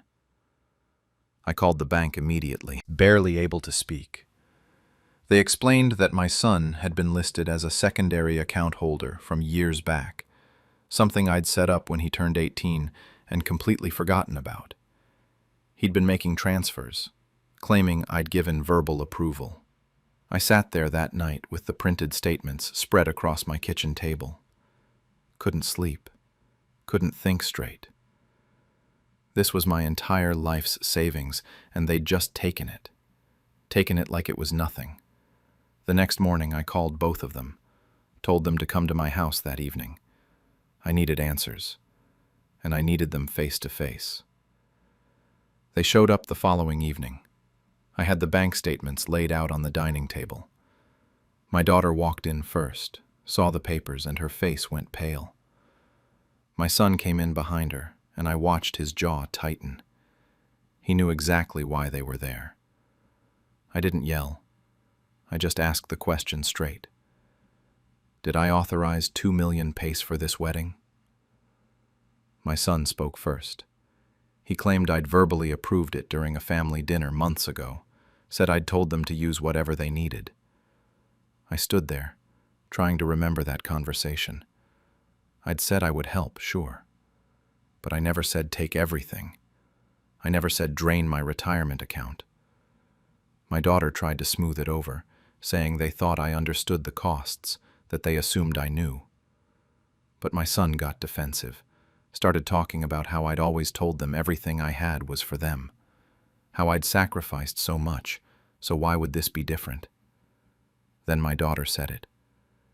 It's family money, Dad. You'd spend it on us anyway. Something inside me just broke. I thought about every double shift I'd worked, every Christmas I'd spent at the factory so they could have presents under the tree, every time I'd eaten instant noodles for dinner so they could have real meals. All of it. And this is what they thought of it. Family money. Like I was just holding it for them. I didn't argue after that. My voice went quiet and I just asked when the wedding was. 3 weeks, they said. They looked relieved, like they thought I was letting it go. I told them I'd be there, that I wouldn't miss it. After they left, I made phone calls. First to the bank, explained everything in detail. Then to my lawyer, someone I'd known for 20 years. Over the next 2 weeks, while they finalized seating charts and picked out centerpieces, I filed reports for unauthorized transactions. My lawyer walked me through everything. The investigation would take time, but given my son's position and the amount involved, this was clear fraud. We found out he'd even forged approval documents to process the transfers. I still went to the wedding, wore my best suit, walked my daughter down the aisle. The venue was excessive, easily 2 million pesos just in decorations alone. I gave a speech about sacrifice, about family, about trust. Everyone cried. They thought I was blessing them. I smiled in every photo, hugged them both before they left for their honeymoon. They had no idea what was waiting when they got back. 3 months after their honeymoon, my daughter and son-in-law got hit with legal notices. They were being held liable for the unauthorized fund transfers. At the same time, the wedding vendors started filing lawsuits. Bounced checks for the venue, the caterer, the florist, all of it. When I'd flagged the funds as stolen, it froze everything. And all those checks they'd written came back unpaid. My daughter called me, completely hysterical, screaming about how we were being sued. How could I do this to them? I stayed calm. Told her I reported a theft because that's what you do when someone steals from you. She hung up on me. My son lost his job 2 weeks later. His company found out about the fraud during their routine compliance checks. The investigation had flagged him in their system. His career in finance is basically over now. No one's going to hire someone with fraud on their record. I recovered almost all my money through the legal process. The day it cleared, I transferred everything to a new private account, changed all the passwords, removed my son's access permanently, set it up so only I could touch it. That money took me 30 years to save. They'd blown through it in 6 months. Neither of them speaks to me anymore. I'm blocked on everything. I heard through a cousin that they blame me for ruining their lives. My daughter's marriage is struggling. Money problems, apparently. My son's working odd jobs, can't get back into his field. Some days I wonder if I went too far. Other days I look at my account balance and feel like I did exactly what I had to do. That comment about family money still plays in my head. Like I was just a bank they could withdraw from whenever they wanted. I miss them sometimes. I see their mother in both of them, and I wonder what she'd think about all this. But I can't forgive how entitled they were, how easily they betrayed me. I raised them better than that, or at least, I thought I did. They thought they were celebrating a new beginning that day. They were, just not the one they expected. I'm going to be a grandfather. Found out through my cousin last week. My daughter's pregnant. She hasn't called to tell me. I don't know if she ever will. Part of me doesn't know if I want her to. The money's still sitting there in my account, untouched. Sometimes I wonder what I'm even saving it for anymore, or if this whole thing was just about the principle. Last week, a letter came. No return address, but I recognized my daughter's handwriting. It's been sitting on my kitchen table for 5 days now. I haven't opened it. Told my kids they could have the business when I'm gone, so I retired early and sold it to a stranger. I'm a 56-year-old father who spent 30 years building an auto repair shop from nothing.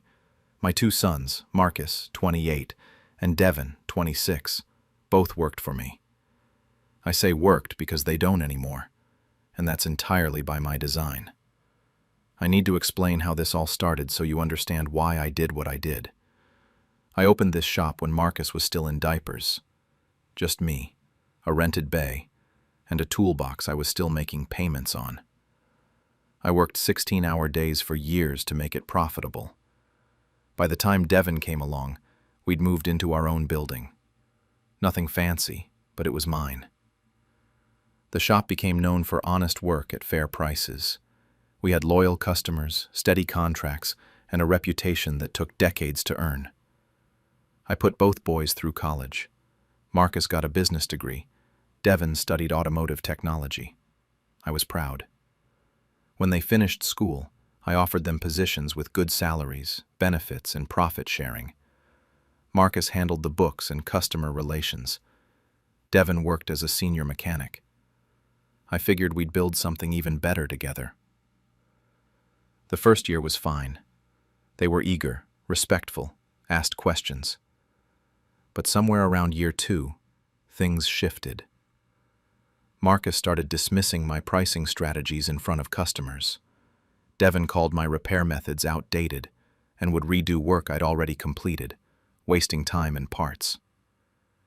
They'd have these side conversations that would stop the moment I walked into a room. Then came the comments about my age. "You should take it easy, Dad.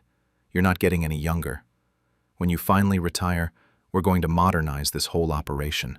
The future belongs to us now." I laughed it off at first, thought it was just youthful arrogance. But it got worse. They started making decisions without consulting me. Changed vendors I'd worked with for 15 years, told customers I was semi-retired, even though I was still working 50-hour weeks. They'd roll their eyes when I gave instructions and openly mock my methods to the other mechanics. 3 months ago, I closed a fleet maintenance contract with a local delivery company. It was huge, something I'd been negotiating for over a year. The contract would bring in steady revenue for the next 5 years. I closed the deal on a Friday. By Monday, Marcus and Devin were taking full credit for it, telling everyone they'd finally secured a major contract despite my resistance to growth. That Thursday night, they went out to celebrate. I stayed late doing paperwork. Around 10 p.m., they came back to the shop drunk, laughing, assuming I'd gone home. I was in the back office with the door mostly closed. That's when I heard them. "Once the old man finally kicks it, this place is ours. Can't come soon enough. First thing I'm doing is changing the name. We should start planning his retirement party now. Not like a celebration, more like a push. Get him out before he ruins what we're building. We can keep him on for like a year, limited role, then phase him out completely. Cut his profit share too.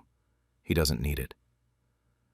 They went on like this for 20 minutes, talking about rebranding, changing everything I'd built, making sure I had no control or financial stake. They weren't waiting for me to die naturally. They were planning to bury me alive in my own business. I sat there in the dark and realized something horrible. I didn't raise sons. I raised vultures who were circling while I was still breathing. I didn't sleep that night, just stared at the ceiling, running through 30 years of memories. Every sacrifice I made for those boys. Every time I chose their needs over mine. By morning, I'd made my decision. If they wanted me gone so badly, I'd give them exactly what they wished for. I called my friend Tom that Friday morning. He owned a competing shop across town and had been trying to buy me out for years.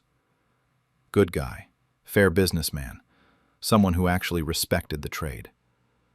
"Tom, that offer still on the table?" He said it always was. We met for lunch that same day. I laid it all out. The building, the equipment, the customer list, everything. He already knew the business was solid. We'd competed fairly for years and respected each other. He made an offer right there. It was generous, more than fair. I accepted on the spot. I had one condition, though. I wanted him to hire me back part-time, 3 days a week. He laughed and asked why I'd sell him my business just to ask for a job. I told him I liked working. I just didn't like being disrespected in my own shop. He agreed. When he asked about my sons, I said they could apply like anyone else. The legal work moved fast. Tom had been ready for years. Within 3 weeks, we had contracts signed. I didn't tell Marcus or Devin anything. They were too busy planning their future to notice I was meeting with lawyers. The sale closed on a Thursday. Tom took ownership Friday morning. I came in early to clean out my personal items. Tom was already there, changing the locks and putting up a new sign that said, "Under new management, now accepting applications." I worked that Friday like normal. So did the other mechanics. Marcus and Devin were off that day, something about a weekend trip. Perfect timing. Monday morning, I came in at 6 a.m. for my new 3-day-a-week schedule. Tom was there with coffee. At 7:30, Marcus's truck pulled up, then Devin's. I watched through the window as they tried their keys. Confusion turned to frustration. They started banging on the door. Tom walked out to talk to them. I stayed inside, watching. I couldn't hear everything, but I saw their faces change from annoyed to shocked to furious. Tom handed them each a piece of paper. Job applications. Devin crumpled his up and threw it on the ground. Marcus started yelling, pointing at the building, at his truck, at Tom. Tom just stood there calm, then turned and walked back inside. My phone exploded. 17 calls from Marcus in 5 minutes. Text messages I deleted without reading. Devin started calling too. Finally, I answered. Marcus screamed so loud I had to hold the phone away from my ear. "What the fuck did you do? You sold our shop?" I told him I retired, and that it was my shop, not theirs. He said we had an agreement, that this was supposed to be theirs when I was gone. I told him he was right. They wanted me gone. Congratulations, I'm gone. He threatened to sue me. I asked him for what? Selling my own business? I told him my lawyer would enjoy that case. Devin grabbed the phone and his voice was different, pleading. "Dad, please. We didn't mean..." I cut him off. I told him I heard them that Thursday night 3 months ago. I heard every word. The line went silent.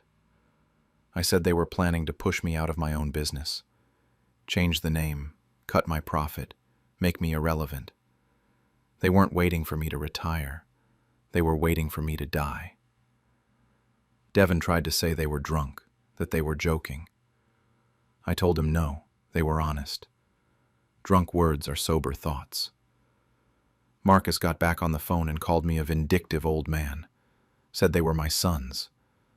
I told him yes, and they treated me like I was already dead. Now they could see what life was actually like without me. I hung up. They came by the shop 3 more times that week. Tom had to threaten to call the police. They sent emails and left voicemails for weeks. They even got their mother, my ex-wife, to call me. She was furious at first, until I told her what they'd said that night. She went quiet, then said, "Oh my God, I didn't raise them to be like this." I told her neither did I. Tom didn't hire them. He didn't need to.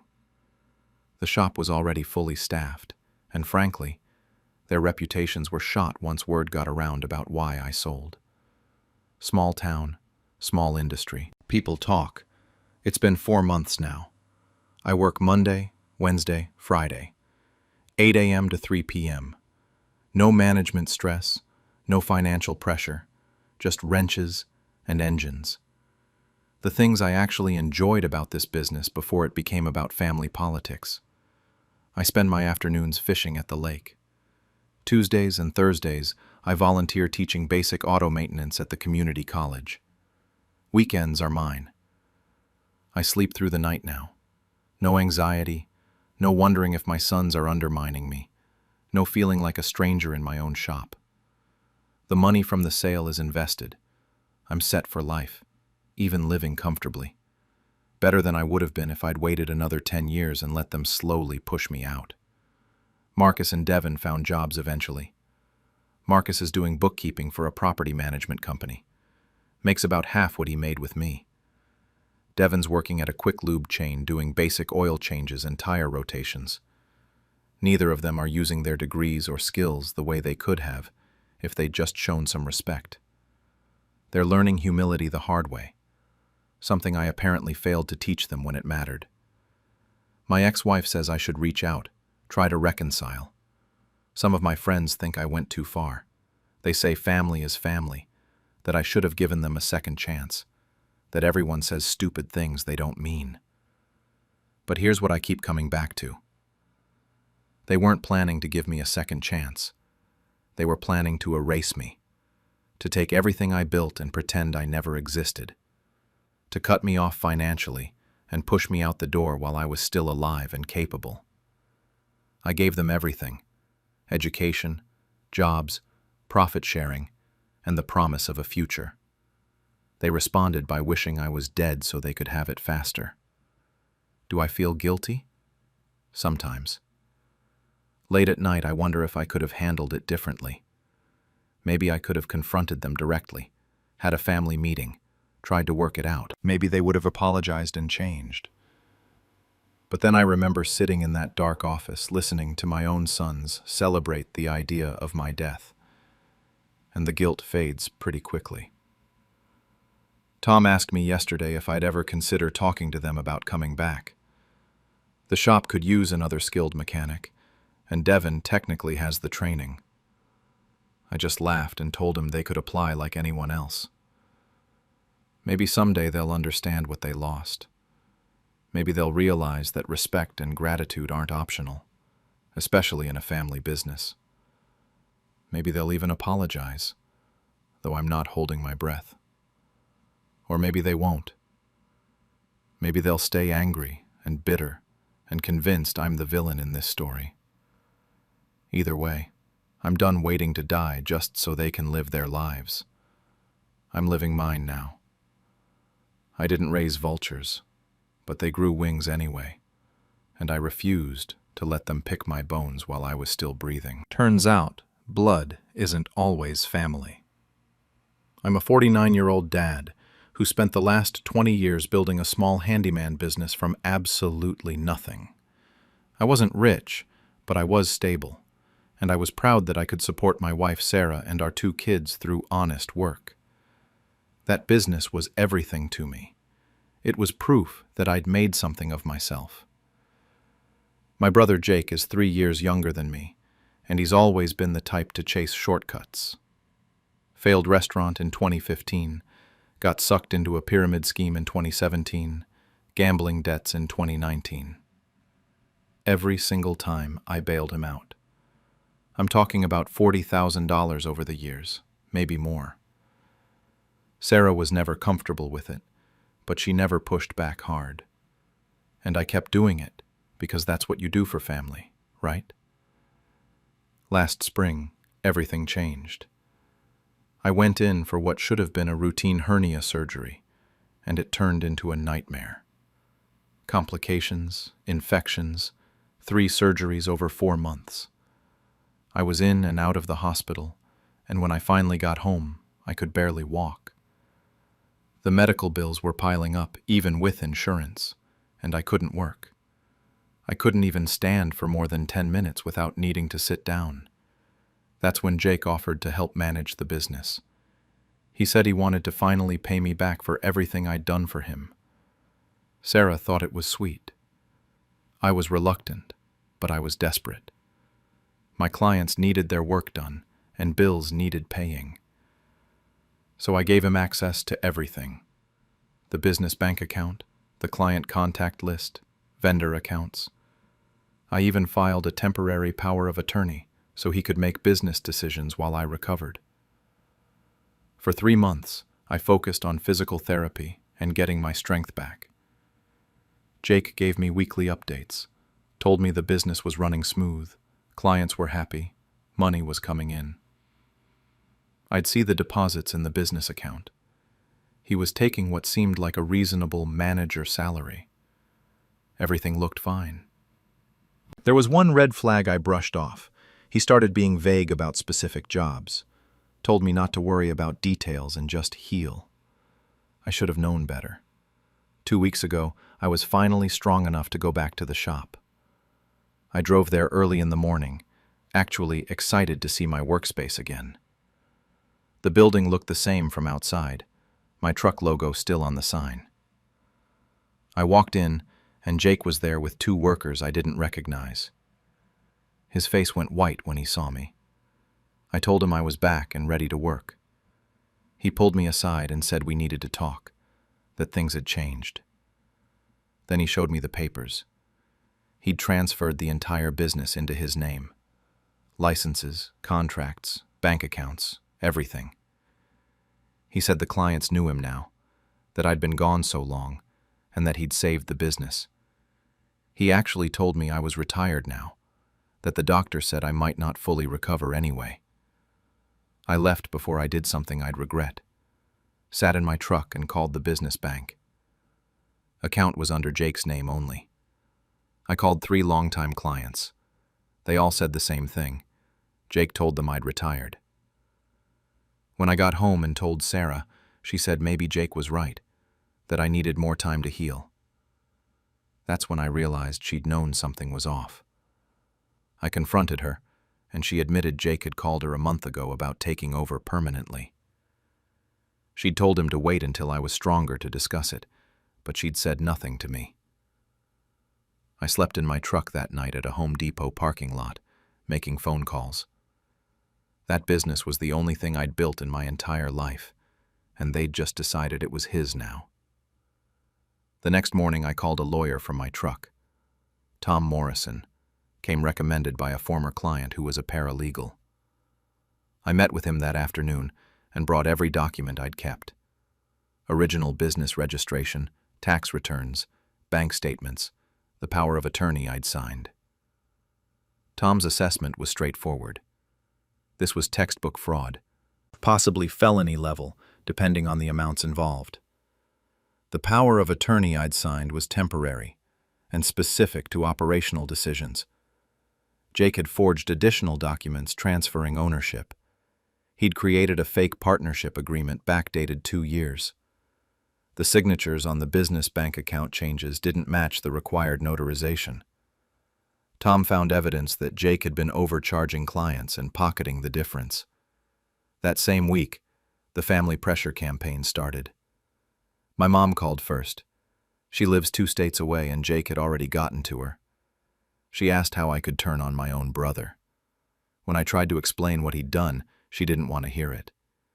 She said he'd made mistakes, but was trying, and that I was going to destroy him over money. My sister Amy called next, said Mom was devastated, and asked why I couldn't just split the business.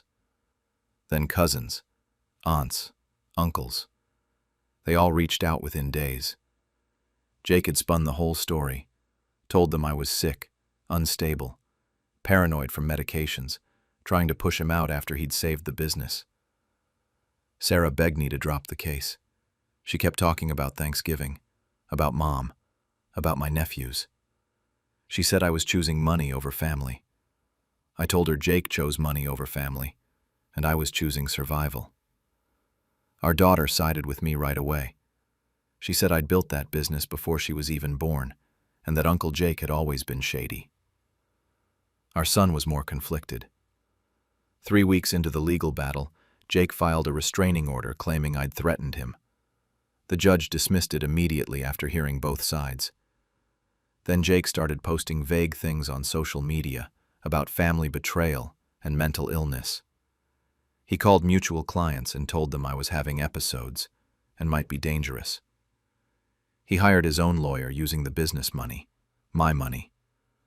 Tom subpoenaed the business records and found everything. Jake had been skimming since month 2. Jobs billed at $2,000, reported to me as $1,200, with Jake pocketing the difference. Supplies ordered on the business credit card, delivered to his house. 3 clients had paid cash that never got entered in the books. $15,000 just gone. He'd taken out a business credit card I didn't know about and charged $30,000 in personal expenses. 5 weeks after I discovered the theft, we had Jake's deposition. His story fell apart under questioning. He couldn't explain the forged signatures. He claimed I'd given him the business verbally but had no witnesses. When they confronted him about the skimmed money, he called it management fees. When they asked about the fake partnership agreement, he said his first lawyer had helped him draw it up and threw the guy under the bus. My mother insisted on a Sunday dinner to fix things. I went because she begged. Jake was there with his wife and kids. I brought printouts of all the evidence: forged signatures, stolen money, fake documents. Jake said I was making it all up, that I wanted revenge. My uncle said family doesn't sue family. I told him family doesn't steal from family either. My sister said if I went through with this, I was choosing to destroy the family. I looked at my mother and told her Jake had already destroyed it, and I was just making sure he didn't destroy me too. I walked out, and haven't spoken to most of them since. That night, Sarah gave me an ultimatum: drop the case or she was leaving. I asked her if she really expected me to let him steal my life's work. She said she wanted her husband back and wanted peace. She moved into the guest room that night. The court date was September 15th. Sarah told me that morning she wasn't coming to support me. Tom had everything organized: financial forensics, document analysis, testimony from clients who'd been overcharged. Jake showed up with a cheap lawyer who was clearly unprepared. The judge reviewed the evidence for 40 minutes, then asked Jake directly if he'd forged the ownership transfer documents. Jake's lawyer tried to deflect, but the judge cut him off and asked Jake yes or no. Jake went silent. The judge ruled immediately. Business transferred back to me, preliminary finding of fraud, case referred to the DA's office for criminal investigation. As we left the courthouse, Jake grabbed my arm and said I'd just destroyed his life. I told him he destroyed his own life, and I was just taking back what was mine. The week after court, I got the business back in my name and changed every lock, password, and account. I called every client personally. Most of them were relieved to hear from me. They said they knew something was off, that Jake didn't do the work like I did. 3 clients he'd driven away with poor work came back. The shop was a disaster. Tools missing, invoices unfiled, jobs half-finished. I spent 2 weeks just cleaning up his mess. The DA's office pressed charges: felony fraud, identity theft, embezzlement. They calculated the total theft at $73,000. I went to Jake's arraignment even though I didn't have to. Sat in the back of the courtroom, and he turned around and stared at me. Bail was set at $50,000, and his wife had to use their house. Court date got set for January. My mother stopped calling entirely. My sister sent one text saying she hoped I could live with what I'd done.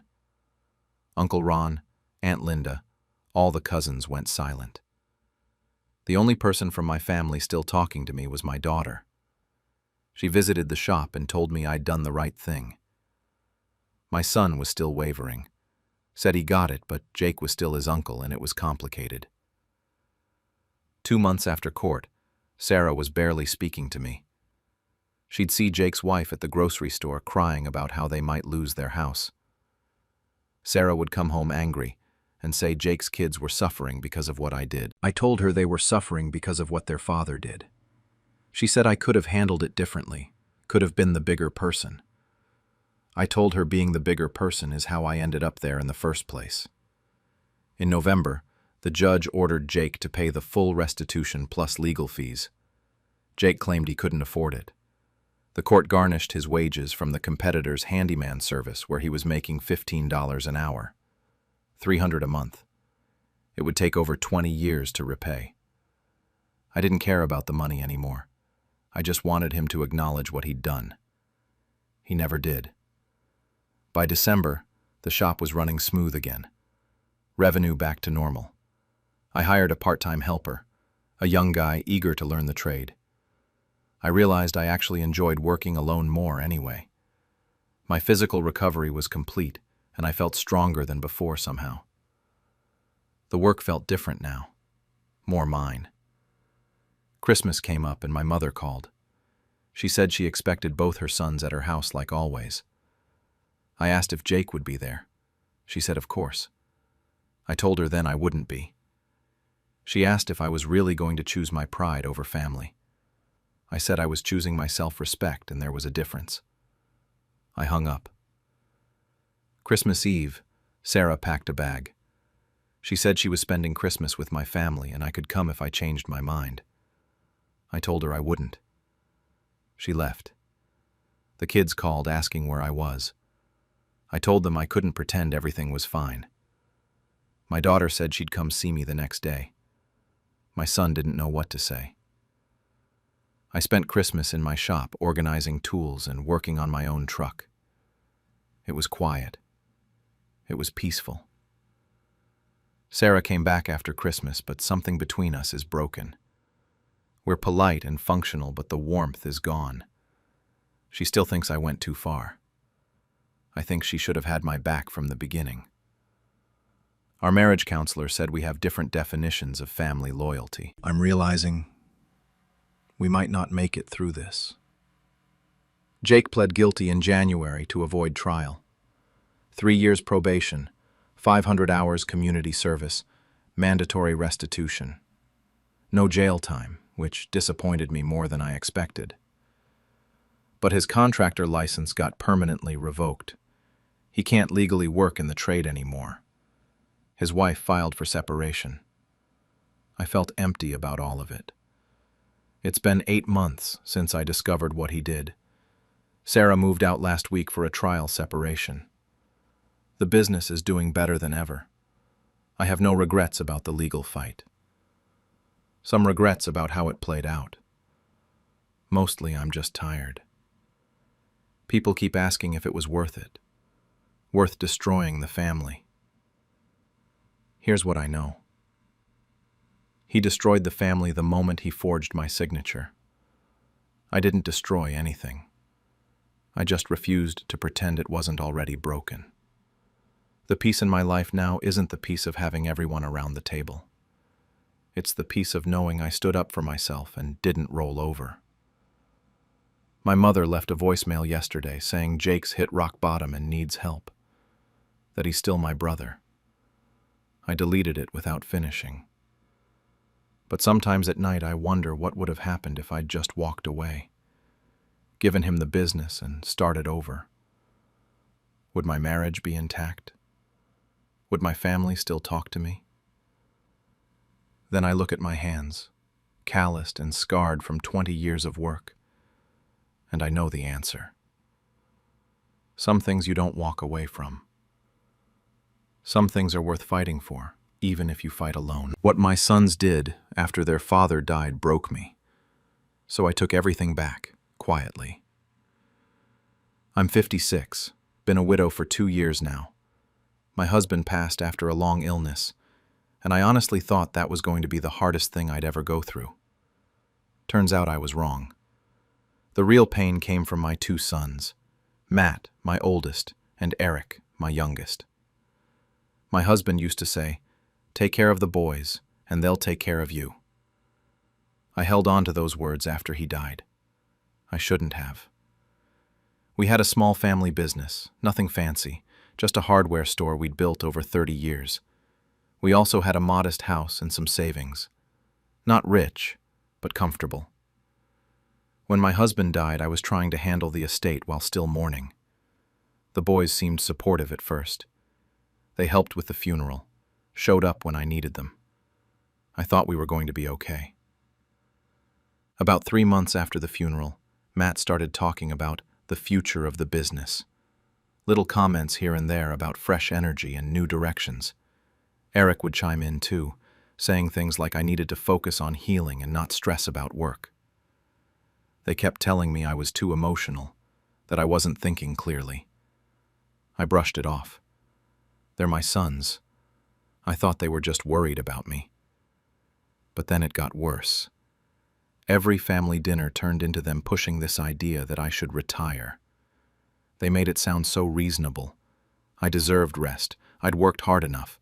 Let them handle the business stuff. They questioned every decision I made, double-checked everything I said. I started doubting myself. Maybe they were right. Maybe I was too much of a mess to run things. Then one evening, Matt showed up with paperwork. Thick stack of legal documents I didn't really understand. He said it was temporary, just to keep things running smoothly while I recovered.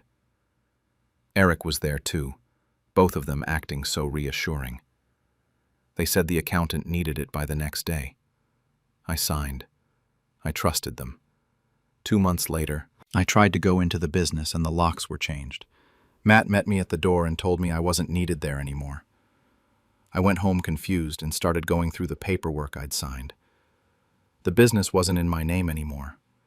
Neither was my house. They'd transferred everything. I was listed as an employee with no actual role or authority. My own sons had stolen everything from me. They wouldn't return my calls. I sat in what I thought was my house and felt completely broken. But then something shifted in me. I didn't yell. I didn't fight. I pretended to accept it. I had other plans. I didn't confront them. I played defeated, let them think they'd won. But I called Jerry, our family accountant who'd been with us for 20 years. We met at a coffee shop 3 towns over. When I told him what happened, he looked sick. He explained what they'd likely done: forged signatures, elder exploitation, fraud. He agreed to help me build a case. For the next year, I played the role of the confused, grieving mother. Meanwhile, I was collecting everything: every email, every text message, every document I could get my hands on. Jerry pulled financial records that showed transfers I never authorized. I asked the boys for sentimental documents from the business, and they gave them to me thinking I was harmless. Those documents showed discrepancies, signatures that weren't mine, loans taken out against property I supposedly still owned. I need to explain something. My husband and I built that business from nothing. I was always involved in the finances, no matter what my sons told people. I knew every account, every vendor, every contract. I wasn't some clueless widow. They underestimated me. While I was gathering evidence, they got comfortable. Matt bought a new truck. Eric took a vacation to Mexico. They stopped calling entirely. At my nephew's birthday party, they barely looked at me. I overheard Matt joking about how I was finally out of their hair. That's when I knew I'd made the right decision. Jerry connected me with a lawyer named Linda who specialized in elder law. She reviewed everything and told me it was textbook elder exploitation. She asked if I was sure I wanted to go through with it. They were my sons, after all. I told her they stopped being my sons when they stole from me. When tax season came around, I filed the lawsuit. Linda reported the fraud to authorities. The business got frozen, their accounts locked. They had no warning. Matt showed up at my door looking panicked, asking what I'd done. Eric called screaming about family loyalty. I stayed calm and told them I was just making their takeover legal. Matt tried to say it was all a misunderstanding, so I showed him the evidence I'd compiled. I watched his face go from angry to terrified when he realized how much I had on them. They hired a lawyer and tried to settle. They wanted to talk like a family. But the criminal investigation was separate from my civil case. It was out of my hands now. I felt nothing but cold satisfaction watching them scramble. No anger, no sadness. Just this calm certainty that I'd done the right thing. They didn't think about family when they stole from me, so why should I think about it now? The case took months to resolve. Eventually, we reached a settlement. They had to return all the assets. Business back in my name, house back in my name. They paid significant fines for the fraud. No jail time since it was a first offense, and they agreed to restitution, but it went on their records. That was enough for me. I didn't want to run the business anymore. Too many memories, and honestly, I was exhausted. I found a young couple, Sarah and Tom, who'd worked for us years ago. Good people who genuinely loved the work. I sold it to them at a fair price and used the money to downsize. I bought a small house by the coast, about 3 hours from my old town. Nothing fancy, but it's peaceful. There's a garden in the back and I can see the water from my porch. I adopted a rescue dog, an older mutt named Barney. My routine now is simple. Morning walks on the beach, reading, tending to my garden. It's quiet. I like it that way. The boys tried to apologize once everything was finalized. Long letters about how they got bad advice and didn't understand what they were doing. I never responded. They still call sometimes. I see their names on my caller ID, but I don't pick up. I haven't blocked them. I just let it ring. My silence says more than any conversation ever could. Other family members have taken sides. Some think I was too harsh, that they're still my sons, and I should forgive them. Others think they deserved worse. I don't engage with either group. I lost some friends who thought I should let it go, but I've made new ones here who don't know my history. It's easier that way. It's been 6 months since I moved. Sometimes I think about what my husband would say. Would he want me to forgive them? But then I remember he also taught me to stand up for myself. I don't regret what I did. Sometimes I wonder if they've changed, if they've learned anything. Sometimes I wonder if I'll ever speak to them again. Mostly, though, I just enjoy my coffee and my dog. Yesterday, Matt's number flashed on my phone. He called twice, didn't leave a voicemail. Then a text came through saying he needed to talk to me, that it was important. Please call back. I stared at it for a long time. I haven't responded yet. Part of me is curious about what could be so urgent. Part of me thinks nothing they say matters anymore. I'll decide tomorrow. Maybe. Or maybe I'll just keep walking my dog and let the past stay where it belongs. Behind me. When my family tried to declare me incompetent, I let them, then took everything back in one move. I'm a 67-year-old mother with 3 adult children. My eldest daughter, Sarah, 42, my middle son, David, 39, and my youngest, Michael, 35. My husband, James, passed away about 18 months ago after 40 years of marriage. We built everything together from nothing: an 80-acre farm, the main house where I still live, a smaller rental property we fixed up ourselves, and some savings we managed to put away over the years. It was supposed to be our legacy for the kids. About 6 months after James died, things started shifting. Sarah offered to help with my bills. She made it sound caring, like she was just trying to lighten my load during a hard time. 2 weeks later, David insisted on handling the property taxes because he said they were too complicated for me to deal with alone.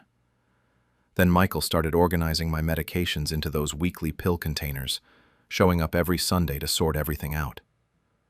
At first I thought they were being thoughtful, but then I noticed the little things. Hushed phone calls that stopped when I walked into a room. Questions about my daily routine that felt more like interrogations than concern.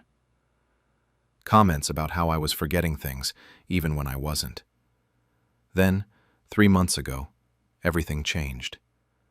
It was a Tuesday afternoon when someone knocked on my door. A woman introduced herself as Patricia Coleman from County Adult Protective Services. She asked if she could come in to conduct a preliminary assessment for my guardianship evaluation. I just stared at her. I had no idea what she was talking about. She explained that my children had filed a petition claiming I was mentally unfit to manage my own finances and care. They said I was forgetful, couldn't handle adult responsibilities, and might have early-stage dementia. She showed me the court documents with all 3 of their signatures. I sat down on my couch because my legs suddenly felt weak. I asked her to leave and told her I needed to call my lawyer, but the truth was, I didn't even have one anymore. Our family attorney had been James's college friend, and after James passed, we'd lost touch. That evening I called Sarah first. Her voice was dripping with fake concern, telling me they were just worried, that I'd been so confused lately. When I asked her to give me one example, she said I'd forgotten her birthday last month. I told her it was currently January and her birthday was in March. She stumbled over her words and got defensive, saying I was getting dates mixed up again. That night, I went to my bedroom and opened the safe James had installed years ago. Inside was a folder marked, Living Trust. Do not destroy.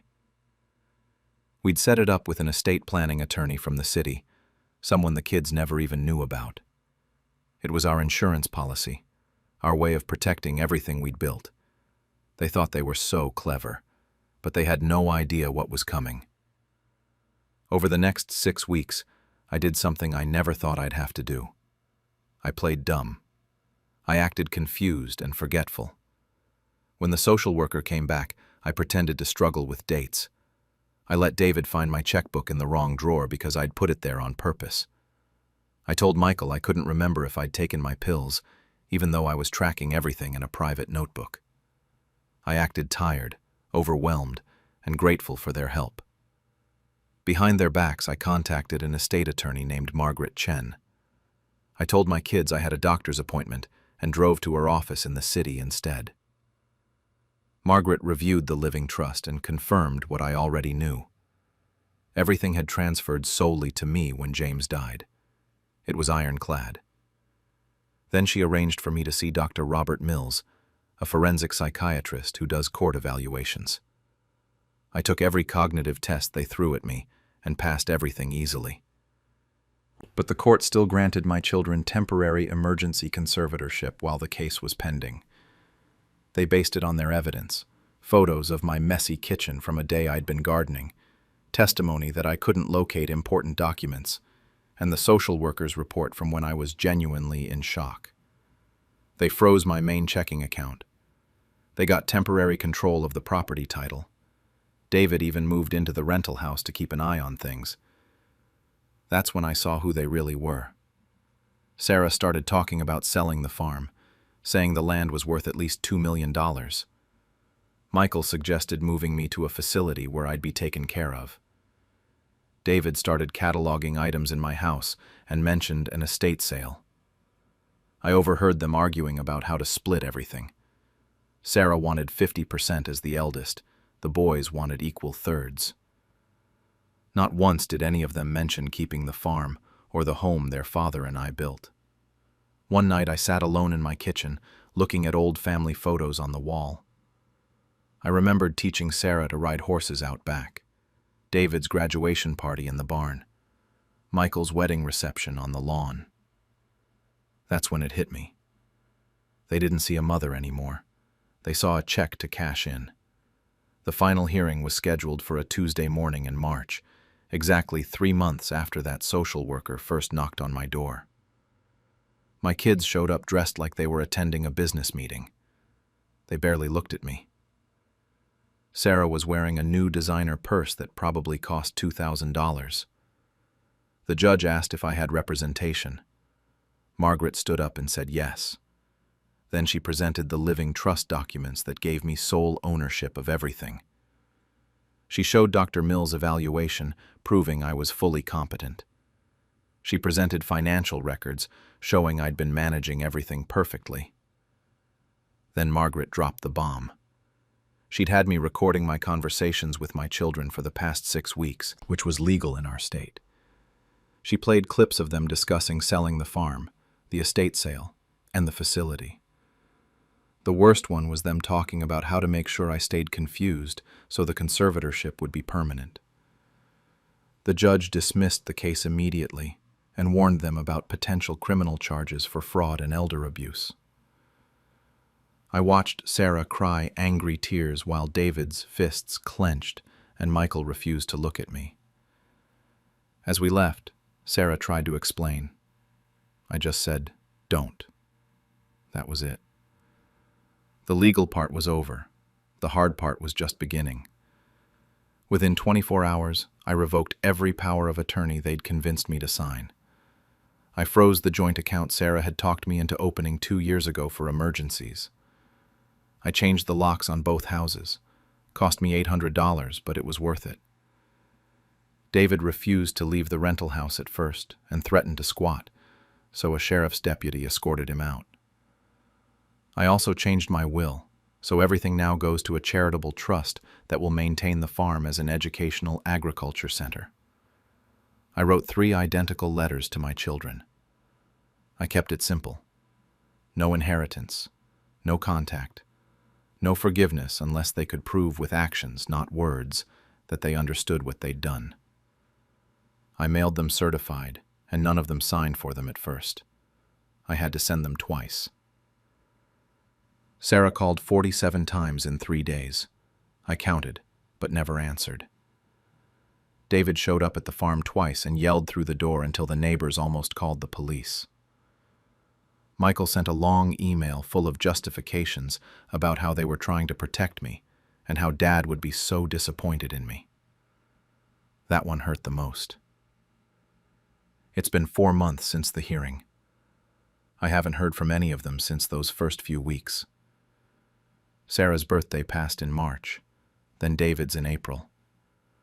Mother's Day came and went, and that day was hard.